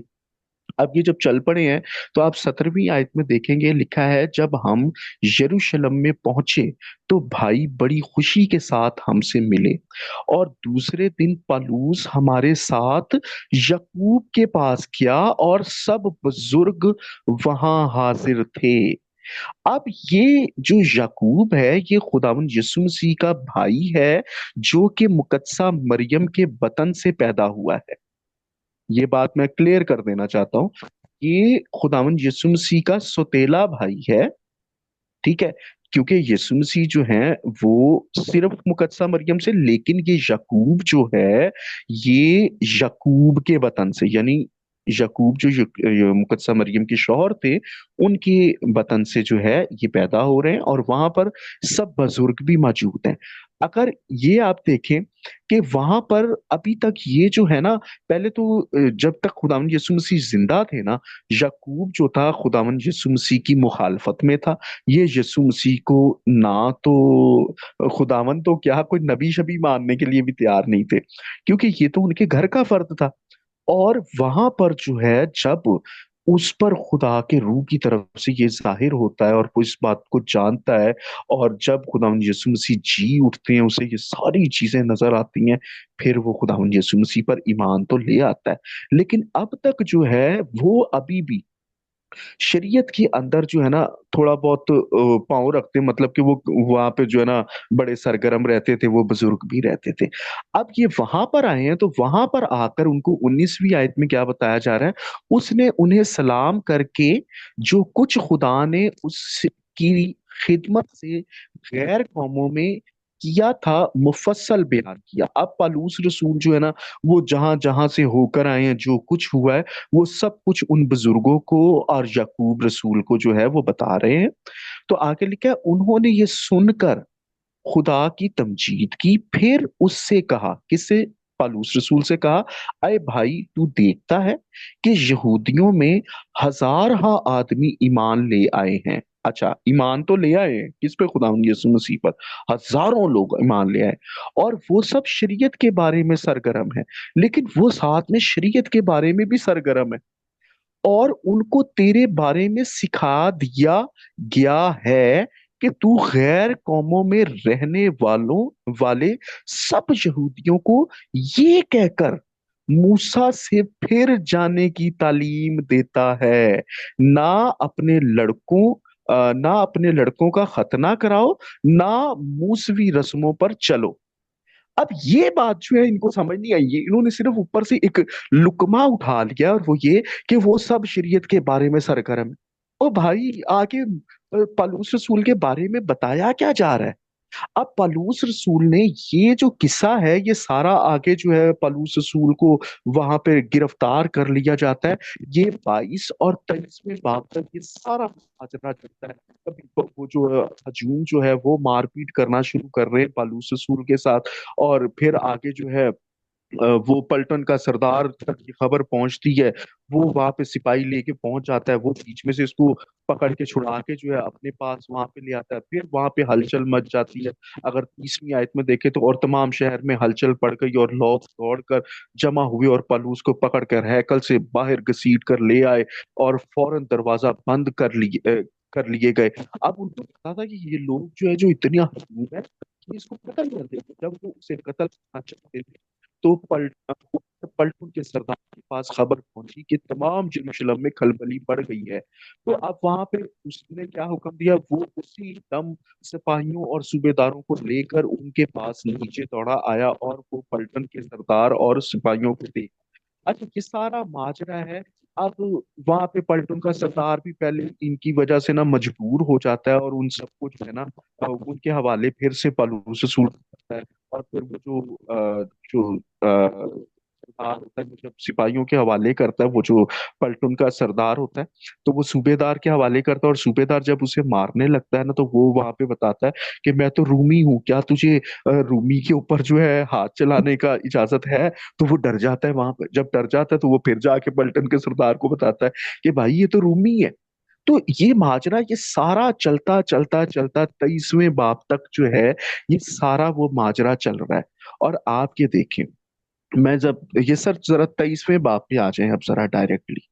ये साहब ने, जो स्टीफनस साहब है, इनके पास्टर स्टीफनस साहब है, उन्होंने ये हवाला मुझे सेंड किया, लेकिन बेचारों को इसकी समझ नहीं है। मैंने उनको वॉइस बकायदा तौर पर दी है कि मैंने कहा सर, मैं 2 दिन से आपसे जो आप हवाला भेजा है, मैं आपको समझने की कोशिश कर रहा हूँ कि मुझे लगता है शायद आप अपने उसके साथ पास्टर सुफियान बेंजीमन के पास गए हैं, लेकिन मुझे लगता है कि वो भी आपको कुछ कहानी पाए जो आप नहीं देख पा रहे। तो मैंने उन्हें जब ये कहा कि भाई, ये पालूस रसूल अकेला नहीं है, खुदावन यीशु मसीह भी इसके साथ है। तो अब वो बेचारे सोच में पड़ गए होंगे कि खुदावन यीशु मसीह के साथ ये कहाँ पर आ गया। ये वाली बात जो है उनको समझ नहीं आई कि ये कहाँ पे लिखा है कि खुदावन यीशु मसीह भी उनके साथ है। तो जरा 11वें बाब के अंदर आते हैं, और बल्कि मैं इससे पहले थोड़ा सा ऊपर चलता हूँ, जहाँ पे वो जो है ना, क्या नाम है, दमिश्क के अंदर पालूस रसूल अपना जिक्र करता है, उनको बताते हुए, गवाही देते हुए कि मैं उनको मारता पीटता था, सारा कुछ करता था। तो वहां पर जो था, क्या नाम है, मुझे जब भेजा गया था, मैं जो खत लिखवा कर लेकर गया था, तो उसके बारे में 22वें बाब पे आइएगा सर जरा। पहले मैं 22वें बाब पर इस बात को क्लियर कर देता हूँ। पालूस रसूल ये गवाही दे रहा है, 22 की 6 है। अमाल 22वां बाब 6 आयत है। यहाँ पर पालूस रसूल क्या कह रहे हैं? जब मैं सफर करता करता दमिश्क के नजदीक पहुंचा, तो ऐसा हुआ कि दोपहर के करीब यकायक एक बड़ा नूर आसमान से मेरे इर्द गिर्द आ चमका, और मैं जमीन पर गिर पड़ा, और ये आवाज सुनी कि आए साउल, तू मुझे क्यों सताता है? मैंने जवाब दिया कि आए खुदावन, तू कौन है? उसने मुझसे कहा, मैं यसु नासरी हूं जिसे तू सताता है। और मेरे साथियों ने नूर तो देखा, लेकिन जो मुझसे बोलता था उसकी आवाज ना सुनी। अच्छा, आगे फिर ये जो सारा माजरा है ना, वो कह रहा है, मैंने कहा, आए खुदावंद, मैं क्या करूं? खुदावंद ने मुझसे कहा कि उठ कर दमिश्क में जा, जो कुछ तेरे करने के लिए मुकर्रर हुआ है, वहां तुझसे सब कहा जाएगा। जब मुझे उस नूर के जलाल के सबब से कुछ दिखाई ना दिया, तो मेरे साथी मेरा हाथ पकड़कर मुझे दमिश्क ले गए, और दमिश्क जाके यहाँ जो है उसके घर पे पहुंचाया जाता है। वहां पे वो जो है इसके लिए दुआ करता है, इसकी आंखों फिर से बिनाई जो है वो वापिस आ जाती है। लेकिन अब हम चलते हैं कि ये समझ रहे होंगे कि शायद यहाँ पर जो है ना, ये यीशु मसीह का जिक्र शायद कामरान साहब ने कर दिया है। तो इनको पता नहीं है, ये तो वो उस वाकये का जिक्र कर रहा है पालूस रसूल, नहीं, बल्कि 23वें बाब आ जाए, 23वें बाब की आ 10, 23वें बाब की 10वीं आयत में अब ये जो पकड़ा पकड़ाई का सिलसिला चल रहा है, और वो मारपीट का सिलसिला चल रहा है, कभी वो पालूस रसूल से डर रहे हैं, और कभी पालूस रसूल उन्हें कुछ बताता है तो वो भाग जाते हैं। ये सारा माजरा कंटिन्यू है, और ये सब कुछ बता रहा है। 10वीं आयत में लिखा है, और जब बड़ी तकरार हुई, तो पलटन के सरदार ने इस खौफ से कि बादा पलूस के टुकड़े कर दिए जाएं, फौज को हुक्म दिया कि उतर कर उसे उनमें से जबरदस्ती निकालो और किला में ले आओ। अब वहां पर जो है ना, वो उसे कत्ल करना चाहते थे। वो बोलते थे कि वहां पे इतना हजूम है, वो तो उसके टुकड़े टुकड़े कर दें। तो उसने कहा कि नहीं, उनमें से जाओ और उसे जबरदस्ती निकाल कर किला में ले आओ। अब जब वो किला में आ जाता है ना, तो वहां पर ये देखिए, यहाँ पे खुदावन यीशु मसीह पालूस रसूल के पास आ मौजूद होते हैं, फिजिकली तौर पर, जैसे वहां पर मौजूद थे जलाल की सूरत में, यहाँ पर आ मौजूद होते हैं। 11वीं में लिखा है, उसी रात खुदावन उसके पास आ खड़ा हुआ। आमीन। यहाँ पर खुदावन यीशु मसीह जो है, जब उसे वहां से छुड़ाकर निकाल कर किला के अंदर ले आए हैं। तो अब वो किला के उस रात जो है उसको बंद किया हुआ है। तो वहां पर उस रात जो है खुदावंद यीशु मसीह उसके पास आ खड़े हुए। लिखा है, उसी रात खुदावंद उसके पास आ खड़ा हुआ और कहा, खातिर जमा रख कि जैसे तूने मेरी बाबत यरूशलेम में गवाही दी है, वैसे ही तुझे रोमा में भी गवाही देना होगा। आमीन। ये इनको नहीं पता इन बातों का, ये हवाले लगा देते हैं और हवा में बातें कर देते हो। भाई वहां पे जो ऊपर सरगर्म शरीयत के बारे में लिख दिया गया है, पलूस ने उसकी पूरा वहां से लेके यहां तक आ जाए कहीं पर हमायत नहीं की, बल्कि खुदावन यीशु मसीह की वो गवाही दे रहा है। और यहाँ पे खुदावन यीशु मसीह जो कुछ पालूस कर रहा है, यानी खतने के भी खिलाफ है और शरीयत के भी खिलाफ है। और खुदावन यीशु मसीह खुद आ मौजूद हुए पालूस रसूल के पास और उसे क्या कह रहे हैं कि जो कुछ तूने यहाँ पर किया है ना, वो ही तुझे जो यरूशलेम में किया है, अब वो ही तुझे जाके रोमा में भी करना पड़ेगा। अब यहाँ रसूलों के अमाल के बाद रोमियों का खत खुदावंद यीशु मसीह ने रोमियों की तरफ भेजा है, वो खुद नहीं गया वहां पर। तो मैं ये बताना चाह रहा हूं कि वहां पे चाहे गिलतियों के खत में आपको जो मैंने हवाला जात पढ़ के बताया, चाहे इब्रानियों में, चाहे यहाँ पे भी, ये सब कुछ खुदावंद यीशु मसीह खुद पलूस रसूल को हदायत भी दे रहे हैं और उसको जहां जहां जाने को कहा जा रहा है वहां वहां उसको भेजा भी जा रहा है। और जो जो कुछ बता रहे हैं वो कोई और हस्ती नहीं है बताने वाली, वो खुद खुदावन यीशु मसीह हैं। और ये साहब दानियल 7 की 25 को उठाकर बोलते हैं कि वो बदलने वाला, खुदा माफ करे मुझे तो फिर कराहियत होने लग जाती है इनकी सोच से कि ये कहना क्या चाह रहे हैं यीशु मसीह को।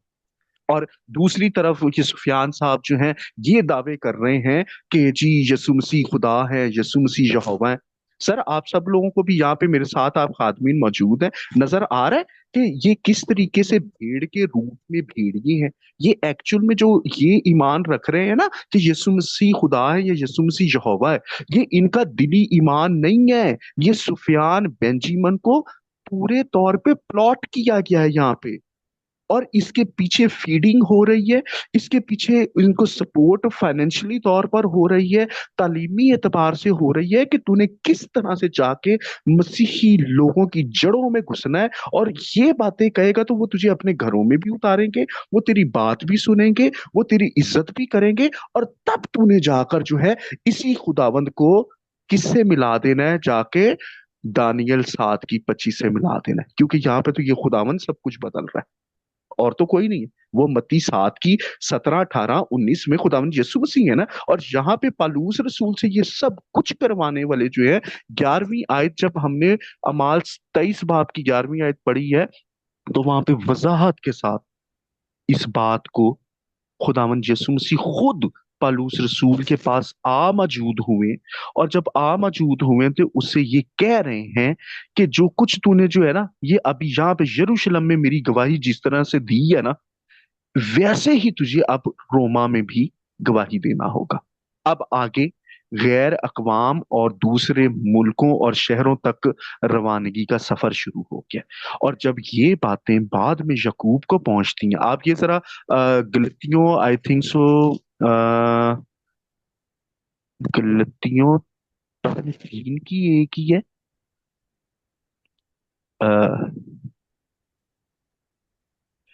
जहाँ पे ये जो है ना पालूस रसूल जो है तंबी करता है पतरस रसूल को, कैफा को। ये अगर पहले अबारत पालू पहले ये, बाप में, जी सर, ये पहले बाप। पहले बाप में, हाँ जी हाँ जी, पहले बाप में जो है ये ये हाँ जी, ये जो है हमें 6 आयत से जो है ना ये कैफा का नहीं नहीं बल्कि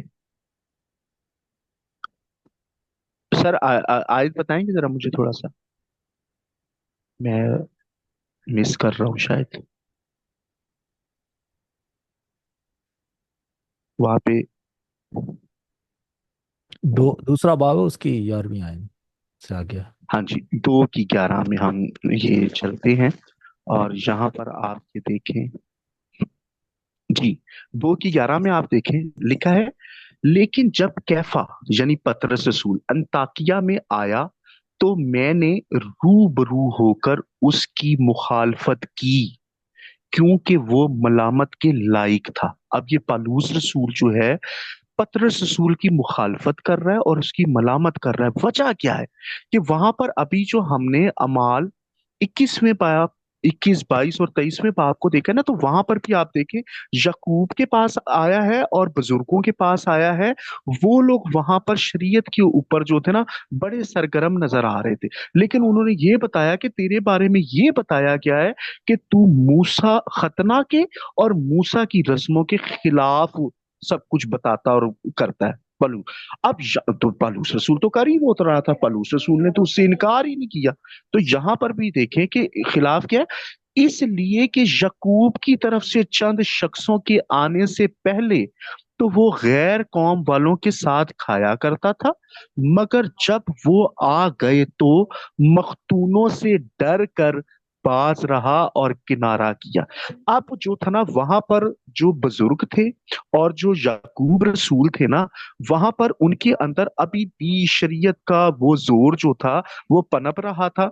और वो जो थे साथ साथ में मसीह पर ईमान तो ले आए थे, लेकिन अभी शरीयत का हाथ भी नहीं छोड़ा था। और जब शरीयत का हाथ नहीं छोड़ा था तो उसकी वजह से, क्योंकि वो एक टहका रखते थे और वो वहां पे बुजुर्गों को भी साथ में अपने मिलाया हुआ था, तो पालूस रसूल भी उनसे घबरा जाते थे। पालूस रसूल ही नहीं, बल्कि अगली 13वीं आयत पढ़ेंगे ना, तो लिखा है, और बाकी यहूदियों ने भी उसके साथ होकर रियाकारी की, यहां तक के बरनाबास भी उनके साथ रियाकारी में पड़ गया। अब ये जो रियाकारी थी ना, ये रियाकारी थी क्या? वो शरीयत के सारे अमाल जो हैं, इनके साथ खाना, इनके साथ ना खाना, इनको ये करने नहीं देना, उनको वो करने नहीं देना, वो सारी चीजों को पालूस रसूल यहाँ पर रियाकारी कह रहा है, जो कि इस वक्त सुफियान बेंजामिन साहब, आप और आपके सारे पैरोकार रियाकारी कर रहे हैं। ठीक है, तो यहाँ पर वो जो है वो रियाकारी में जब पड़ गए, तो उसने वहां पर बिल्कुल भी उनके साथ हल्का हाथ नहीं रखा। पालूस रसूल ने 14वीं आयत में लिखा, जब मैंने देखा कि वो खुशखबरी की सच्चाई के मुआफिक सीधी चाल नहीं चलते, तो मैंने सबके सामने कैफा से कहा कि जब तू बावजूद यहूदी होने के गैर कौमों की तरह जिंदगी गुजारता है, ना कि यहूदियों की तरह, तो गैर कौमों को यहूदियों की तरह चलने पर क्यों मजबूर करता है? आमीन। तो यहां पर आप देख लें कि वहां पर जो बात, जो हवाला इनके पादरी स्तिफनस साहब ने मुझे उठाकर लगा दिया है ना, अमाल 21वें बाब की तकरीबन जो है 20वीं आयत, तो उनको उसकी समझ ही नहीं है। और मैंने जब इनको कहा है ना, ये हवाला मुझे लगाया क्यों है, तो ये जरा मुझे इसकी समझ भी तो दें, आपके पास इसकी समझ क्या है? ये स्तिफनस, ये सुफियान साहब के पास भागे भागे गए होंगे, कॉल कर दी होगी, ओ भाई ये तो वो पूछ रहे हैं। तो सुफियान साहब को खुद उसकी समझ नहीं है। क्यों? कि वो तो खुद रियाकार है। अच्छा, अब सिर्फ यही नहीं है सर, एक और हवाला भी इन्होंने लगाया है। अब ये चीजें ऐसा नहीं है कि यहीं तक रुक गई हैं।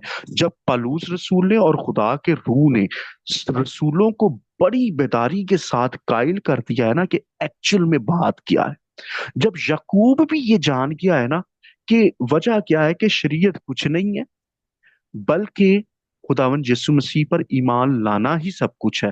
तो एक और हवाला इन्होंने मुझे सेंड किया है, वो है यकूब की किताब से है। जरा सर यकूब की किताब कोई खोल लीजिएगा। यहाँ पर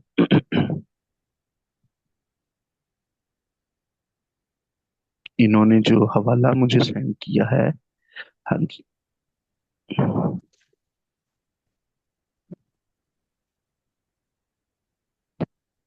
जी, यकूब 4 बाब है और उसकी 11 आयत।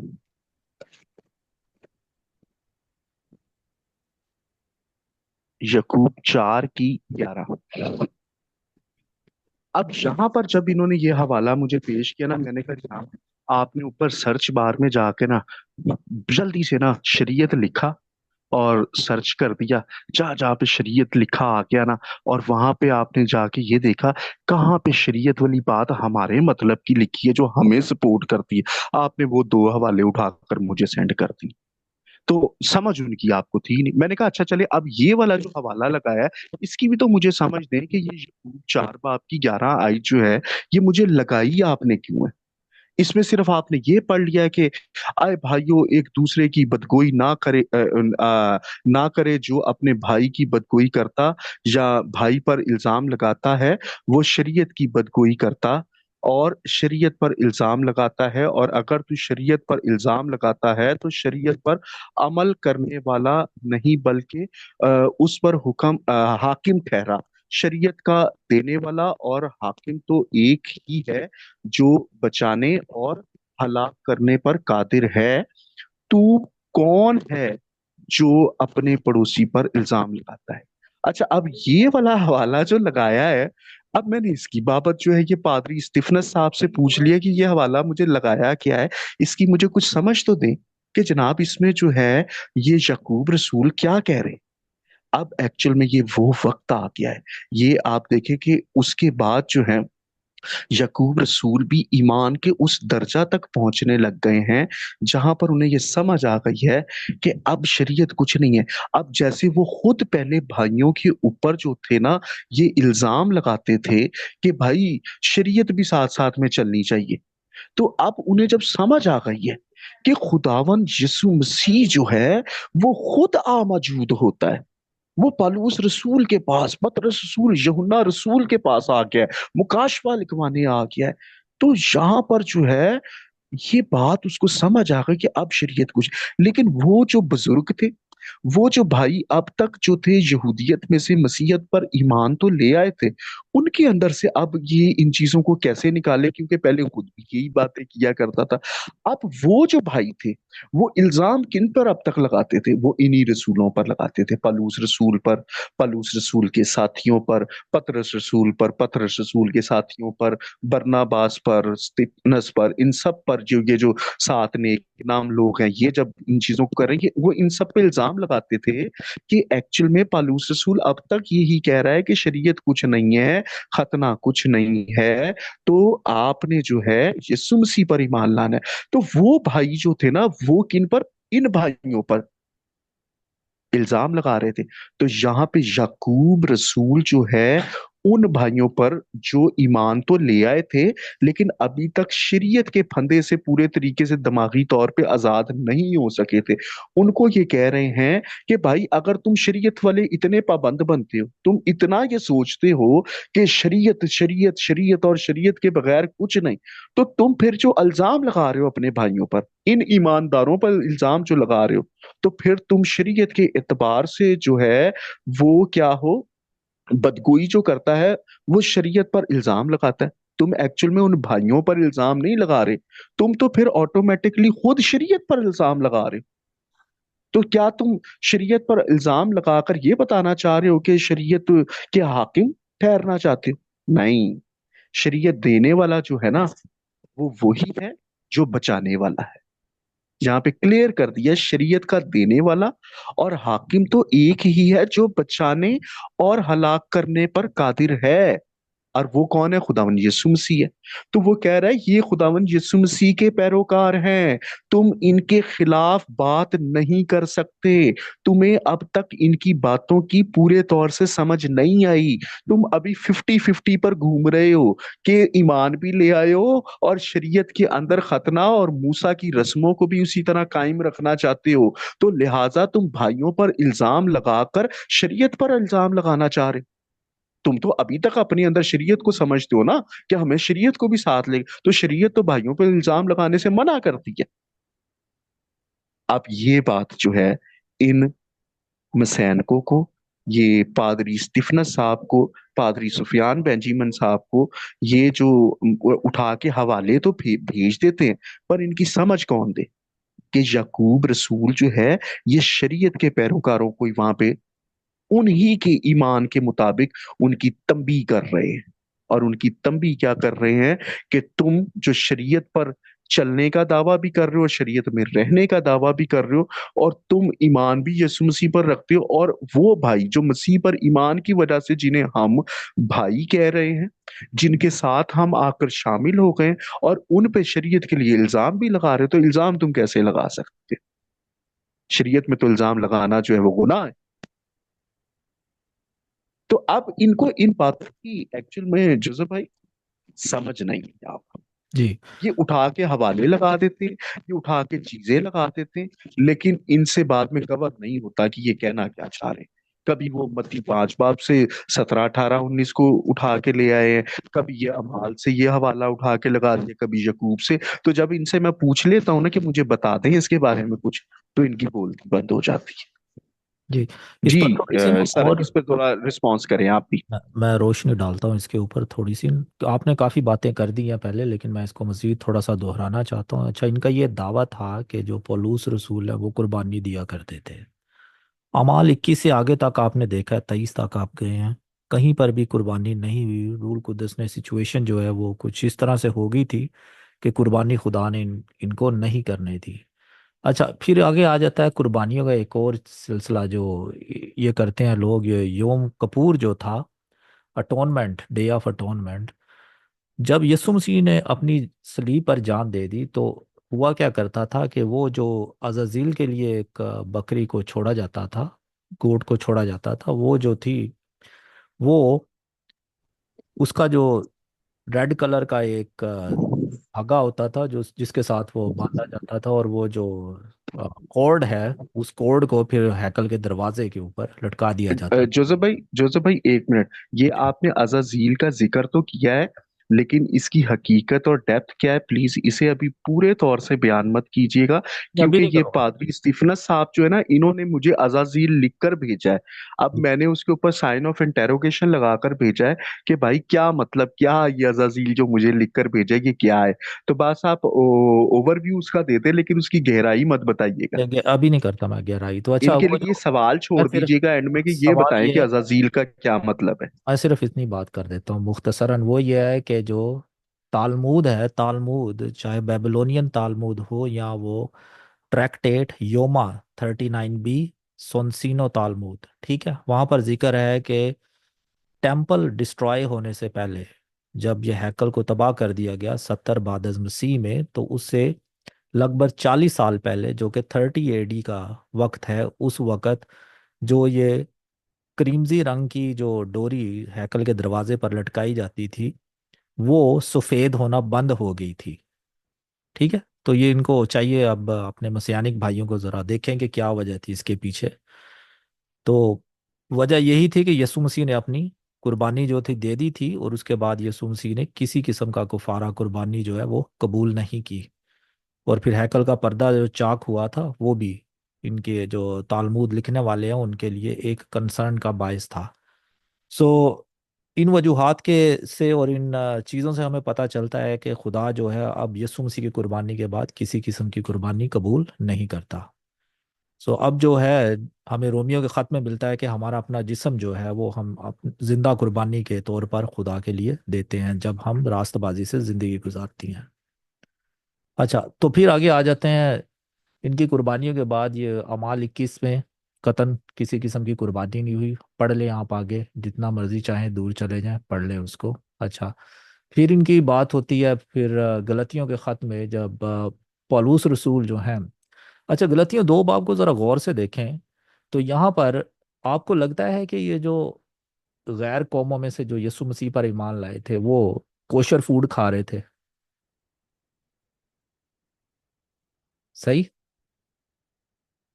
कोशर फूड से मुराद ये है कि वो जो यहूदी लोग अपने दस्तूर के मुताबिक खाना खाते हैं वो खा रहे थे। आपकी क्या राय है कामरान भाई?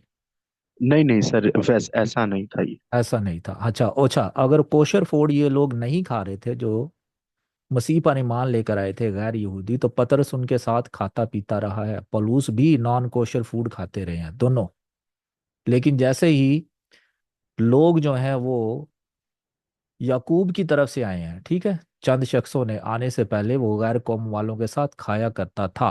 मतलब ये जी नॉन जी। Kosher food, non kosher food जो है मगर जब वो आगे तो मखतूनों से डर कर बाज रहा और किनारा किया। सो ये जो मखतून आए थे यहूदी जो कि कोशर फूड के खाने वाले थे, उन्होंने आके पतरस पर भी जो है प्रेशर डाला है।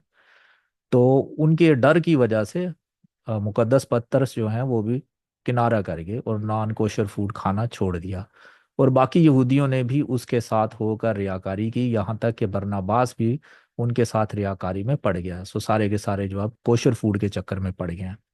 जब मैंने देखा वो खुशखबरी की सच्चाई के मुआफिक सीधी चाल नहीं चलते, तो मैंने सबके सामने कैफा से कहा कि जब तू बावजूद यहूदी होने के गैर कौमों की तरह जिंदगी गुजारता है। सो ये क्या मतलब है?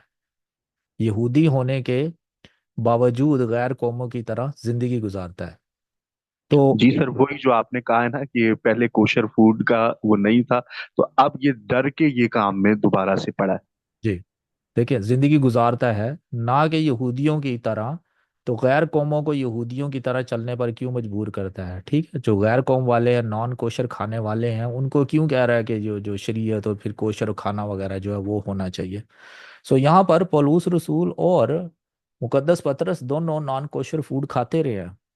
ठीक है, यहाँ से एक और बात जो है वो भी हमें मिलती है। तो लिहाजा खाना पीना जो है, क्योंकि यीशु मसीह के खून में एक नया अहद है, तो वो अहद जो है उसके अंदर जितने भी लोग हैं उनमें जो सरमोनियल लाज थे उनकी ज़रूरत नहीं है। पौलुस रसूल ने वाजे कर दिया, खतने हों, ईदें हों, चांद हों, सबत हों, खाने पीने की चीज़ें हों, इससे खुदा की बादशाही जो है उस पर कोई असर नहीं पड़ता। आप अगर बादशाही में जाते हैं, यीशु मसीह के बदन का हिस्सा बनते हैं, तो महज ईमान की वजह से बनते हैं। रोमियो 14 बाब अपने मसीहानिक भाई बड़े गौर से पढ़ लें। ठीक है, इसके अलावा और भी बहुत सी आयत हैं। अच्छा, और फिर जो है ये नए चांद और सबतों वाली बात जो कुलसियों के खत में लिखी हुई है वो भी पढ़ें।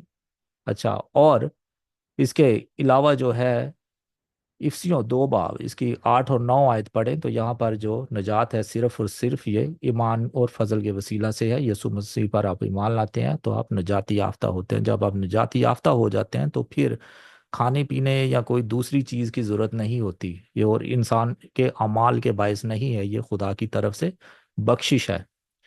सो ये कहना कि शरीयत की बातों पर जब तक आप अमल नहीं करते, ईदें नहीं मनाते, ये नहीं करते, वो नहीं करते, तो ये सारी चीज़ें गलत हैं।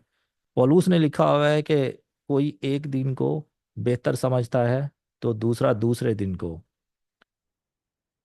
तो जिस किसी ने भी किसी दिन को मनाना है वो इसलिए मनाए कि वो खुदावंद के लिए मनाता है, तो खुदा एक्सेप्ट करता है। अगर कोई शख्स जो इबादत Sunday, Monday, Tuesday, Wednesday, Saturday, Friday कब भी करेगा, थर्सडे, खुदा जो है उसकी इबादत को कबूल करेगा। अगर इबादत वो रूह और सच्चाई से यीशु मसीह पर ईमान रख कर, दिल से ईमान रख कर करता है, तो खुदा उसकी उस तमजीद को, सिताइश को, उस इबादत को कबूल करेगा। अच्छा, रोमियो आमीन 14 बाब आमीन। जो है और इसकी 5वीं आयत जो है, इस पर हम गौर करते हैं। यहाँ पर देखें, कोई तो एक दिन को दूसरे से अफसल जानता है और कोई सब दिनों को बराबर जानता है। अगर कोई शख्स ये भी जिसका ईमान है यीशु मसीह पर, वो हर दिन को बराबर जानता है, वो भी ठीक है। और अगर एक दूसरे दिन से बेहतर जान रहा है, वो भी ठीक है। हर एक अपने दिल में पूरा एतकाद रखे कि जिस भी दिन आपने प्रस्तिश करनी है आप कर सकते हैं, हमें कोई प्रॉब्लम नहीं है। सैटरडे को करना चाहते हैं करें प्रस्तिश, सबत अगर करना चाहते हैं करें, हमें प्रॉब्लम नहीं है, लेकिन करें यीशु मसीह के लिए। लेकिन ये ना रखें जहन में कि अगर ये सबत जो है उसी दिन इबादत करेंगे तो इनकी निजात होगी। अगर आपने निजात का दारोमदार सबत वर्शिप पे रखा, तो फिर आप यीशु मसीह के फजल से महरूम हो महरूम। जाए और मसीह से अलहदा हो जाए। बेशक। सो ये आप शरीयत की किसी बात पर इस तरह से इन्हिसार नहीं कर सकते कि आपकी निजात का बायस बनेगी। अच्छा, छठी आयत देखिए, जो किसी दिन को मानता है वो खुदावंद के लिए मानता है।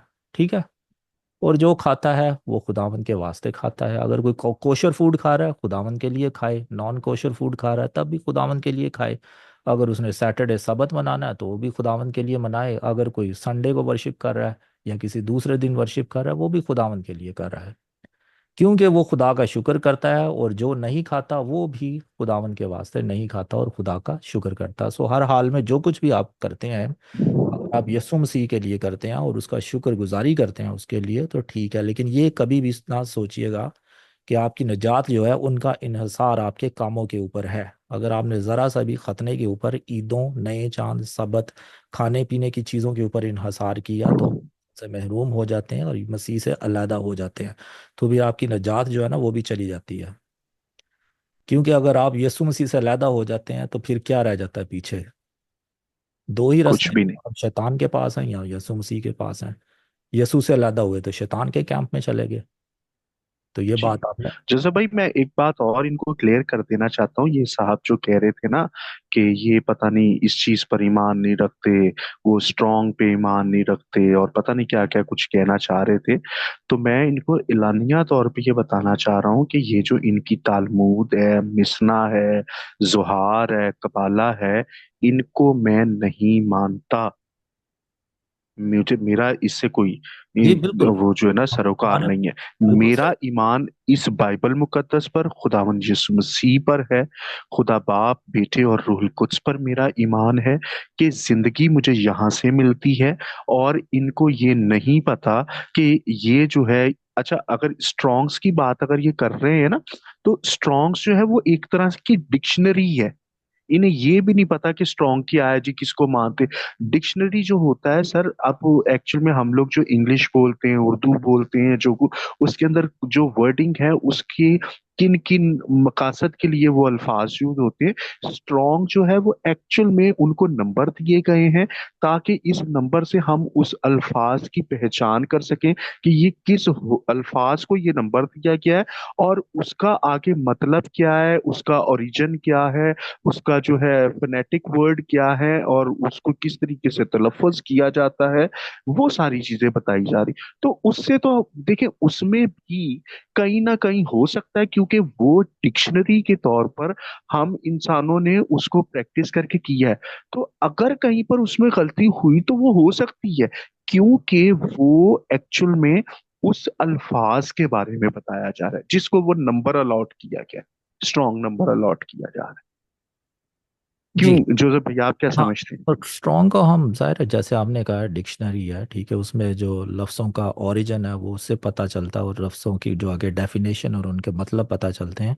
लेकिन वो खुदा का इल्हाम नहीं है। और जैसे हमने जी ये जी। कुतुब जितनी भी हैं, चाहे मिशना हो, तालमुद हो, ठीक है, इसके अलावा और भी जो इनकी रबैनिक सोर्सेज जितने भी ये इस्तेमाल करते हैं बहुत सारे हैं, हम्म। 5-6 किस्म के हैं ये। तो ये सारी की सारी चीज़ें जो है खुदा का इल्हाम हम नहीं मानते। हम सिर्फ और सिर्फ जो 66 किताबें हमारे पास मौजूद है, पैदाइश की किताब से लेकर मुकाशवा की किताब तक, तो वही जो है हमारे लिए हुज्जत रखती हैं और वही खुदा का कलाम हम मानते हैं। अच्छा, बाकी ये जो इन्होंने बात की थी अभी दानियल 7 बाब और उसकी 25 आयत, तो ये जी एंटी जी। क्राइस्ट के बारे में लिखी हुई है, ठीक है। अब एंटी जी क्राइस्ट जी। का जिक्र 11वें बाब दानियल के 11वें बाब में भी मिलता है। और फिर इसकी जो 36 आयत है, 36 आयत से आगे हम अगर पढ़ें तो यहाँ पर हमें कुछ और इंकशाफात होते हैं इसकी आइडेंटिटी के बारे में। तो ये जो है ये वैसे सारा पलंदा रोमियो के ऊपर डालने की कोशिश करते हैं। दरअसल रोमी नहीं है जिनके बारे में लिखा गया है यहाँ, ये कि वो अंजील की खातिर तुम्हारे दुश्मन है। ये रोमियो का खत उसके 11वें बाब में जिन्हें दुश्मन कहा गया वो यहूदी लोग हैं अंजील की खातिर। हाँ जी। तो ये बात जो है ना वाज़ेह तौर पर इन्हें याद रखनी चाहिए। यहाँ पर देखें, पढ़ देते हैं हम 36 आयत से। यहाँ लिखा है, और बादशाह अपनी मर्जी के मुताबिक चलेगा और तकब्बुर करेगा और सब माबूदों से बड़ा बनेगा। ठीक है, ये सब में माबूदों से मुराद ये है कि इसमें यहोवा खुदा भी शामिल है सब माबूदों में। बिल्कुल बिल्कुल। और इलाहों के इलाह के खिलाफ बहुत सी हैरत अंगेज बातें करेगा। ये इलाहों का इलाह कौन है? ये ऑफ कोर्स खुदावंद यीशु यहोवा मसीह। खुदा है। जी बिल्कुल, यहोवा खुदा है, ठीक है, इलाहों का इलाह। और इकबालमंद होगा यहाँ तक कि कहर की तस्कीन हो जाएगी, क्योंकि वो कुछ मुकर्रर हो चुका है, वाकई होगा। ठीक है, सो जो खुदा ने डिटरमिन किया हुआ है वो बातें होनी है पूरी। वो अपने बाप दादा के मबूदों की परवाह ना करेगा। अच्छा, यहाँ पर जो है बाप दादा के मबूदों, उर्दू का तर्जमा ये है, मैं आपको इसको इंग्लिश में से आपको दिखाता हूँ अभी इसी आयत को। जिस जो है मैं स्क्रीन पर लगा देता हूँ लोगों के लिए भी, ताकि वो भी इन आयत को देख लें। ये 36 आयत पढ़ लें आप, और 37 आयत। अब इसी को हम इंग्लिश में से चेक करेंगे वहां पर क्या है।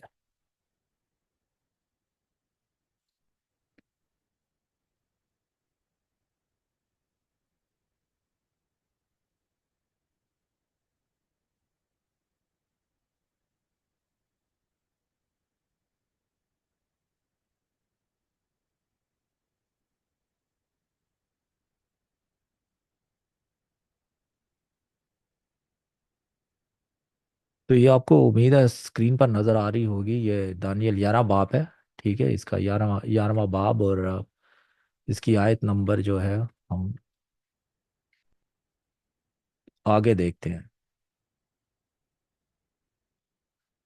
37 आयत है, neither shall he regard the God of his father's. ठीक है, उर्दू में उन्होंने मबूदों किया हुआ था, यहाँ पर गॉड ऑफ हिज फादर्स है। ठीक है, और इस गॉड को इन्होंने कैपिटल किया हुआ है, कैपिटल लेटर में लिखा हुआ है। Nor the desire of women nor regard any god, for he shall magnify himself above all. अच्छा, से ये जो एंटी क्राइस्ट है, ये अपने आप को, और जो इसके बाप दादा के खुदा है, ठीक है, बाप दादा का खुदा वो कैपिटल में है, मतलब ये इसके बाप दादा का खुदा यहोवा खुदा है।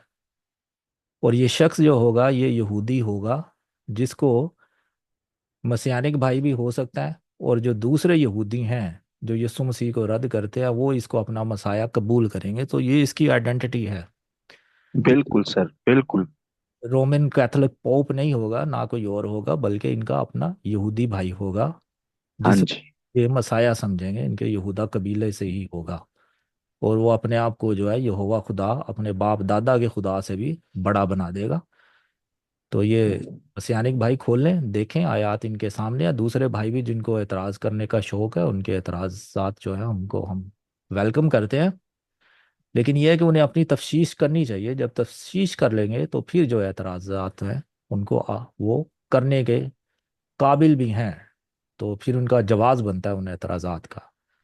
तो जी, अब तक जो गुफ्तगू हुई है इसमें अभी हमने अभी टच नहीं किया कॉन्स्टेंटीन को, अभी हमने जो नकाया की काउंसिल थी उसको अभी हमने टच नहीं किया। लेकिन इस जी जी। गुफ्तगू में अब तक जो बात हुई है वो कामरान भाई, आप उसमें मजीद कुछ इजाफा करना चाहेंगे इन। सर, इसमें सिर्फ मैं एक बात कहना चाहूँगा कि ये सुफियान बेंजामिन साहब से मैं ये बात कहना चाहूँगा कि अपने शागिर्दों को ये सिखाएं कि खाली हवाला जात जो है ना लगाना जो है वो काफी नहीं है, बल्कि अगर उसके बारे में पूरी पूरी जो आप बात समझ के हमें सेंड करना चाह रहे हैं वो भी हमें बताने की कोशिश किया करें। लेकिन मुझे उम्मीद है कि वो समझ ही जब तक नहीं होगी तो फिर वो बयान कैसे करेंगे। तो अगर आपके शागिर्दों को उनकी समझ ना आए तो वो आपसे आकर पूछे सुफियान साहब, तो आप उनको उनके बारे में समझ दें। लेकिन जब आपको भी अगर उनकी समझ ना आए तो फिर मैं आपको एक बड़ा बेहतरीन मशवरा देता हूँ, आप हमारे पास आ जाना, हम आपको उसकी सही समझ दे देंगे जो आपके पास नहीं है। शुक्रिया। जी बहुत शुक्रिया कामरान भाई। अच्छा, अब थोड़ी सी बात करते हैं ये जो कॉन्स्टेंटीन के ऊपर इनके एतराज़ात हैं, और समझते हैं कि उसने यहूदी तौर जोसेफ भाई, अभी वीडियो कितनी हो गई है? वैसे ही मुझे लग रहा है कि काफी लंबी लंबी हो हो गई जाए है, तो तो फिर ऐसा हम करते इसको हैं, नेक्स्ट में कर लेंगे, कोई नेक्स्ट में नहीं, करते हैं। कॉन्स्टेंटीन के ऊपर। जी जी, नेक्स्ट में करते हैं। तो जी जी। और नकाया की कौंसल वगैरह उसके ऊपर भी बातचीत करते हैं। तो अभी जी जी। से पहले कि हम स्ट्रीम एंड करें, अगर शराज भाई आप कुछ मुख्तसरन कुछ कहना चाहते हैं तो आप कह सकते हैं। नहीं जोधो भाई, अपना जोधो भाई काफ़ी लंबी डिस्कशन होगी या बात होगी है, तो मेरे ख्याल से जो है क्लोज करना चाहिए। ठीक है, तो नेक्स्ट जो हम इस पर करेंगे उस पर जो है कॉन्स्टेंटीन के तलक से भी बात करेंगे, और मज़ीद देखें अगर तो रिप्लाई आता है तो फिर उसका रिप्लाई करेंगे। वैसे तो मैं यही चाहूँगा कि अगर पास्टर सुफियान साहब और पास्टर कमरा कमरान साहब दोनों के मापेन जो है डिस्कशन हो, बात हो शरीयत के टॉपिक पर। जी बिल्कुल। वो बड़ा एक खुशाइन चीज़ होगी, बजाय इसकी कि एक दूसरे पर बिला वजह इल्ज़ामात ये लगाते हैं। हमने तो कभी कोई इल्ज़ाम नहीं लगाया, जो भी हमने बात की है सबूतों के साथ की है, उनकी तरफ से ज़्यादातर सारे के सारे इल्ज़ामात आते रहे हैं। तो उम्मीद है जी कि बिल्कुल। इस चीज़ से इज्तनाब करेंगे, और अगर उनको हमें रद्द देने हैं तो इल्मी रद्द दें थोड़े से, तो पता चलेगा कि जो उनकी अंडरस्टैंडिंग है बाइबल मुकद्दस की वो क्या है, बजाय इसके कि बिला जवाज जो है वो इल्ज़ामात लगाते जाएं। तो उम्मीद है कि सुफियान साहब और जोसेफ भट्टी साहब और ये पास्टर यासिर साहब जो हैं इस वीडियो को देखेंगे, और इसको इल्मी तौर पर जो है वो हमारे सामने रद्द पेश करेंगे, ताकि हम उन पर गुफ्तगू कर सकें। और इन तीनों में से और इनके अलावा भी इनके ग्रुप के जितने मेंबरान हैं, अगर उनको कोई कोई सवालात हों, हमसे गुफ्तगू करना चाहते हैं, तो बराए मेहरबानी पास्टर कामरान कैनत साहब से रब्ता करें, और उनसे वो कोई टाइम, या अगर डिबेट करना चाहते हैं डिबेट कर लें, डिस्कशन करना चाहते हैं डिस्कशन करें। लेकिन हमारा मकसद यही है कि वो सारे लोग जो हैं, सुनने वाले जो हैं, वो भी सीखें खुदा के कलाम की सच्चाई। और अगर ये लोग मसीहानिक भाई भटक गए हैं और यसु मसीह की कुर्बानी को इन्होंने रद्द कर दिया, या और बहुत सी चीज़ें, अब मुझे पता नहीं इनके अकायद का, तो ये मत कहिएगा कि मैं इल्ज़ाम लगा रहा हूँ, मुझे आपके अकायद का कतन पता नहीं। मसीहानिक में बहुत सी शाखें हैं, तो हर शख्स जो है वो अपना अपने तरीके से सोचता है और अपने अपने अकायद हैं उनके। तो लेकिन एटलीस्ट आप ये बात मानते हैं कि शरीयत जो है ज़रूरी है। अब पता नहीं कामरान भाई मुकम्मल तौर पर इनके अकायद से वाकिफ़ हैं या नहीं। कामरान भाई, आपको पता है इनके अकायद क्या हैं? एक तो ये तसलीस को नहीं मानते, दूसरा ये कुर्बानियाँ वगैरह देते हैं। सर, कुर्बानियां वगैरह देने की इनके पास वो ही नहीं है, सलाहियत ही नहीं है। ये बेचारे कहाँ से देंगे? ये सिर्फ बातों की हद तक कुर्बानियां दे रहे हैं, और फिर बस ये बहाना ये ढूंढते हैं और कहते हैं कि ये अभी जब वो क्या हैकल और उसके वो लवाजमात नहीं है, इस वजह से हम जो है वो कुर्बानी नहीं देते। तो मैंने कहा फिर ईद फसह जो यहूदियों वाली ईद फसह है वो फिर कैसे मनाते हो? वो तो उसके बगैर मनाई ही नहीं जा सकती। तो ये अभी तक ये जो है ना इस हैकल के बनने के इंतजार में है कि फिर वो सारी कुर्बानियां दोबारा से शुरू होंगी। लेकिन वहां पर तो वो सारी कुर्बानियां जो है वो शैतान के लिए दोबारा से शुरू होंगी। तो मतलब ये शैतान के लिए कुर्बानियां करने के इंतजार में बैठे हुए। सीधी सीधी सी बात है। पास्टर कमरान साहब, अगर ये दोबारा फिर कुर्बानियों के चक्कर में है, इसका मतलब कि यीशु मसीह का कफारा, उसकी कुर्बानी रायगां चलेगी, उसकी कोई अहमियत ना इन रही। कि भाई अभी भी इनके लिए लोग तो नहीं है। ईमान रखते हैं कि उनके वसीला से कुर्बानी होगी। सर यासिर भाई, आप देखें इनके लिए नहीं है, क्योंकि एलानिया तौर पर सुफियान बेंजामिन साहब की वीडियो पड़ी है। वो बोल रहे हैं पहला खतना कराओगे ਤੇ ਫਿਰ ਯਿਸੂ ਮਸੀਹ ਦੇ ਫਿਦਿਏ ਦਾ ਕੋਈ ਖਾਤਾ शुरू होएगा तो फिर ਉਹਦੇ ਚ ਜਾ ਕੇ ਤੁਸੀਂ पाक शराकत से शरीक हो सकते। तो ये तो मानते ही नहीं है यीशु मसीह के फिदिये को। आपको डायरेक्टली समझ नहीं आई अभी तक? जी जी, समझ तो आ गया मुझे।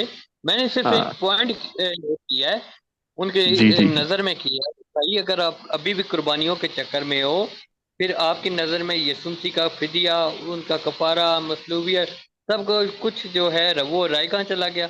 खुदावंद का आना, सब कुछ यानी कि ख़त्म। फिर भी ये तवक्ल और भरोसा कुर्बानियों पर कर रहे हैं कि बकरे बछड़े बछड़ों के वसीला से इन्हें निजात मिलेगी।